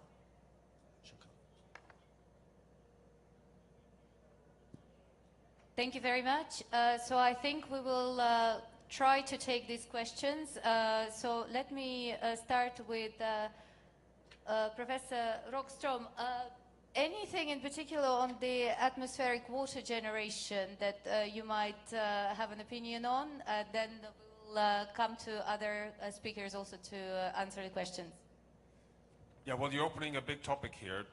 The number one scientific, which is not an opinion at all, which is evidence, which is that for every 1 degree Celsius of warming, we add physically 7% moisture holding capacity in the atmosphere. So more warming, we power up the hydrological cycle, we get more rainfall.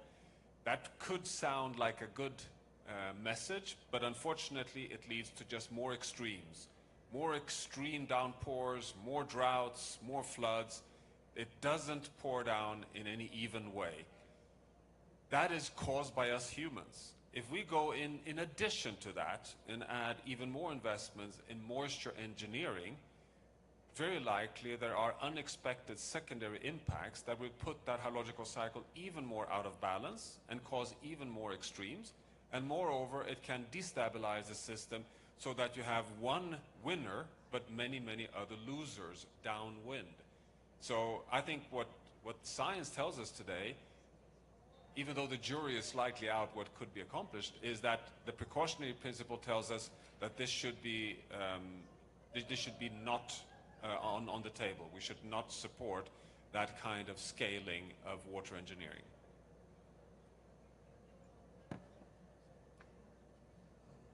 يمكن أنا بالنسبة لجريدة الاقتصادية وسؤاله ماذا تم خلال 30 سنة من الاتفاقية والرأي يعني أو الوعي العام العالمي هو أقل فعلا، وأنا أعتقد وسائل الإعلام لها دور. يعني التسليط الإعلامي على هذه الاتفاقية كان ضعيف ويجب أن نعترف، وأنا أعتقد أن الوعي العالمي على مستوى يعني صناع القرار أو على مستوى أفراد المجتمع أو على مستوى يعني كافة المستويات كان ضعيف وغير متناسب مع أهمية الاتفاقية. وأحد الأسباب هو أيضا الاعتقاد أن مكافحة التصحر هي مشكلة فقط تمس الدول الصحراوية، إنما هو في الواقع لا، هو تدهور الأراضي والجفاف والتصحر مشكلة عالمية. يمكن المناطق الجافة أكثر ظهورا المشكلة، لكن هي تمس المناطق الزراعية في جميع أنحاء العالم، تؤثر على الغابات بجميع أنواعها كما ذكر البروفيسور يوهان. فهي فهم الاتفاقية هي للحد من تدهور الأراضي والجفاف والتصحر، وإن كان العنوان الغالب التصحر. ولذلك هناك دور لوسائل الإعلام، دور كبير جدا في رفع الوعي العالمي بهذه الاتفاقية، والتي لها انعكاس على التغيير المناخي، لأنه إحنا 24% من انبعاثات غازات المسببة المناخي هي من تدهور الأراضي، والأرض تختزن كميات كبيرة جدا من الكربون في التربة أو في الغطاء النباتي، ولها انعكاسات كبيرة. نحن نأمل أن يكون هذا المؤتمر نقطة تحول، ليس فقط على مستوى القرارات والسياسات والآليات التي تعتمد، ولكن أيضا على مستوى التسليط الإعلامي من وسائل الإعلام، وأيضا على مستوى مشاركة القطاع الخاص والقطاع الغير حكومي وغير ذلك من يعني الجهات ذات العلاقة. Je vais peut-être répondre en français à la question qui a été posée par Madame. Qu'est-ce que nous pouvons faire et quel est le rôle particulier que l'on peut avoir pour les pays en développement, si j'ai bien compris la question. Je pense que nous avons perdu 40% des terres fertiles du monde qui sont dégradées. Donc il y a quelque chose qui ne va pas. Et il est important que nous fassions une introspection pour voir quels sont les axes majeurs d'intervention. Pour voir d'abord comment on peut régler les causes profondes de cette dégradation des terres. L'une des causes profondes, c'est que nous n'avons pas de politique très claire dans les États pour pouvoir apporter des directives et des directions claires. Par exemple, pour les compagnies d'extraction minière, on leur demande pourquoi vous faites ça dans tel pays en développement. Ils disent la législation nationale n'est pas adéquate. Donc nous appliquons notre propre législation, puisque nous n'avons pas la directive du gouvernement. Les gouvernements eux-mêmes utilisent l'argent public pour subventionner des activités qui sont nuisibles à l'environnement, qui sont nuisibles à la terre. Donc c'est une politique mauvaise. On est en train d'investir sur la destruction de notre patrimoine naturel. Donc il va falloir changer également ces politiques. Et une fois qu'on a fixé les causes profondes, maintenant on peut arriver aux solutions qui peuvent être apportées. Et l'une des solutions que nous pensons être évidente, c'est d'abord, quand vous êtes un médecin et que vous arrivez à vous trouver quelqu'un qui saigne, vous faites la première chose, c'est d'arrêter la saignée. Donc arrêter la dégradation des terres. Et la deuxième chose que vous allez faire, c'est de poser un garrot et de voir comment vous pouvez soigner la plaie. Donc restaurer les terres est une façon de soigner les plaies qui sont infligées à la face de la planète, de manière à leur permettre de produire. Donc il y a plusieurs activités qui sont fondamentale. Il s'agit bien sûr de voir comment les financements qui sont utilisés aujourd'hui dans le monde peuvent être davantage mobilisés pour la restauration des terres, pour la production agricole, pour la sécurité alimentaire, pour réduire les migrations, réduire les conflits. Donc nous ne parlons pas d'investissement uniquement pour régénérer du végétal sur terre, ce qui est essentiel bien sûr, mais également il faut trouver des solutions pour nourrir une population croissante et pour éviter une spirale, telle que Johan l'a expliqué tout à l'heure, qui risque de nous amener très loin dans la façon dont nous avons établi nos relations avec la nature et avec la terre. Donc il y a plusieurs solutions, elles appartiennent aux États, elles appartiennent également au secteur privé, qui a un rôle majeur pour réduire cette saignée, et elles appartiennent également aux communautés de base et aux autorités locales, chacun a son rôle. Et elles appartiennent aussi à nous, en tant que citoyens. Je vous donne un exemple, nous portons tous des habits et nous avons tous des garde-robes. Est-ce que nous utilisons tous les habits que nous avons sur nos garde-robes? Est-ce que nous avons conscience que les habits que nous portons proviennent de la terre? Est-ce que nous avons conscience du fait que les habits que nous portons utilisent de l'eau? Est-ce que nous avons conscience du fait que ces habits ont émis du carbone avant d'arriver au supermarché et aux malls que nous avons aujourd'hui? Regardez les malls que nous avons et combien d'habits sont superposés là-bas. Est-ce que nous avons besoin de tout ça? Donc peut-être revoir notre relation avec la nature et avec la terre et voir comment nous pouvons rationaliser à la fois la production et la consommation. Et probablement la chose la plus rationnelle, et Dr Oussama l'a dit tout à l'heure pour l'Arabie Saoudite, c'est de réduire les pertes après récolte et les gaspillages alimentaires. Vous savez, dans certains pays, les paysans les plus pauvres produisent péniblement pour juste perdre 40% après récolte, parce qu'ils n'ont pas l'énergie, parce qu'ils n'ont pas accès au marché. Et donc il y a quelque chose à faire de manière à réduire toute cette pression. On a toujours considéré que les terres pourraient continuer à produire. Non, elles ne peuvent plus. Merci beaucoup, Monsieur le Secrétaire Exécutif, pour cette interpellation. I believe this is all we have time for this afternoon. I would like to thank our wonderful speakers for sharing their perspectives. Just a couple of housekeeping announcements. So this actually sets us up because there will be a number of important reports launched here at this COP. Later today, the journalists will be able to get to know the World Drought Atlas, which will be released here. Tomorrow, the financial needs assessment for the implementation of the convention will also be released, and some of the figures that we've heard today about the $1 billion a day and the annual benefit from investing in healthy land is going to be detailed in that report. And then on the 4th, there will be actually a new report on fashion and land, as the Executive Secretary was just mentioning. So please keep an eye on those. You will be all receiving a media advisory at the end of the day, recapping what's going to be happening in the following days. And also we will be holding from now on daily media briefings here in this room at about lunchtime, depending on the schedule of work. Once again, a big thank you to the speakers, big thank you to all of you for your attention, and looking forward to more exciting days here at COP16. Thank you.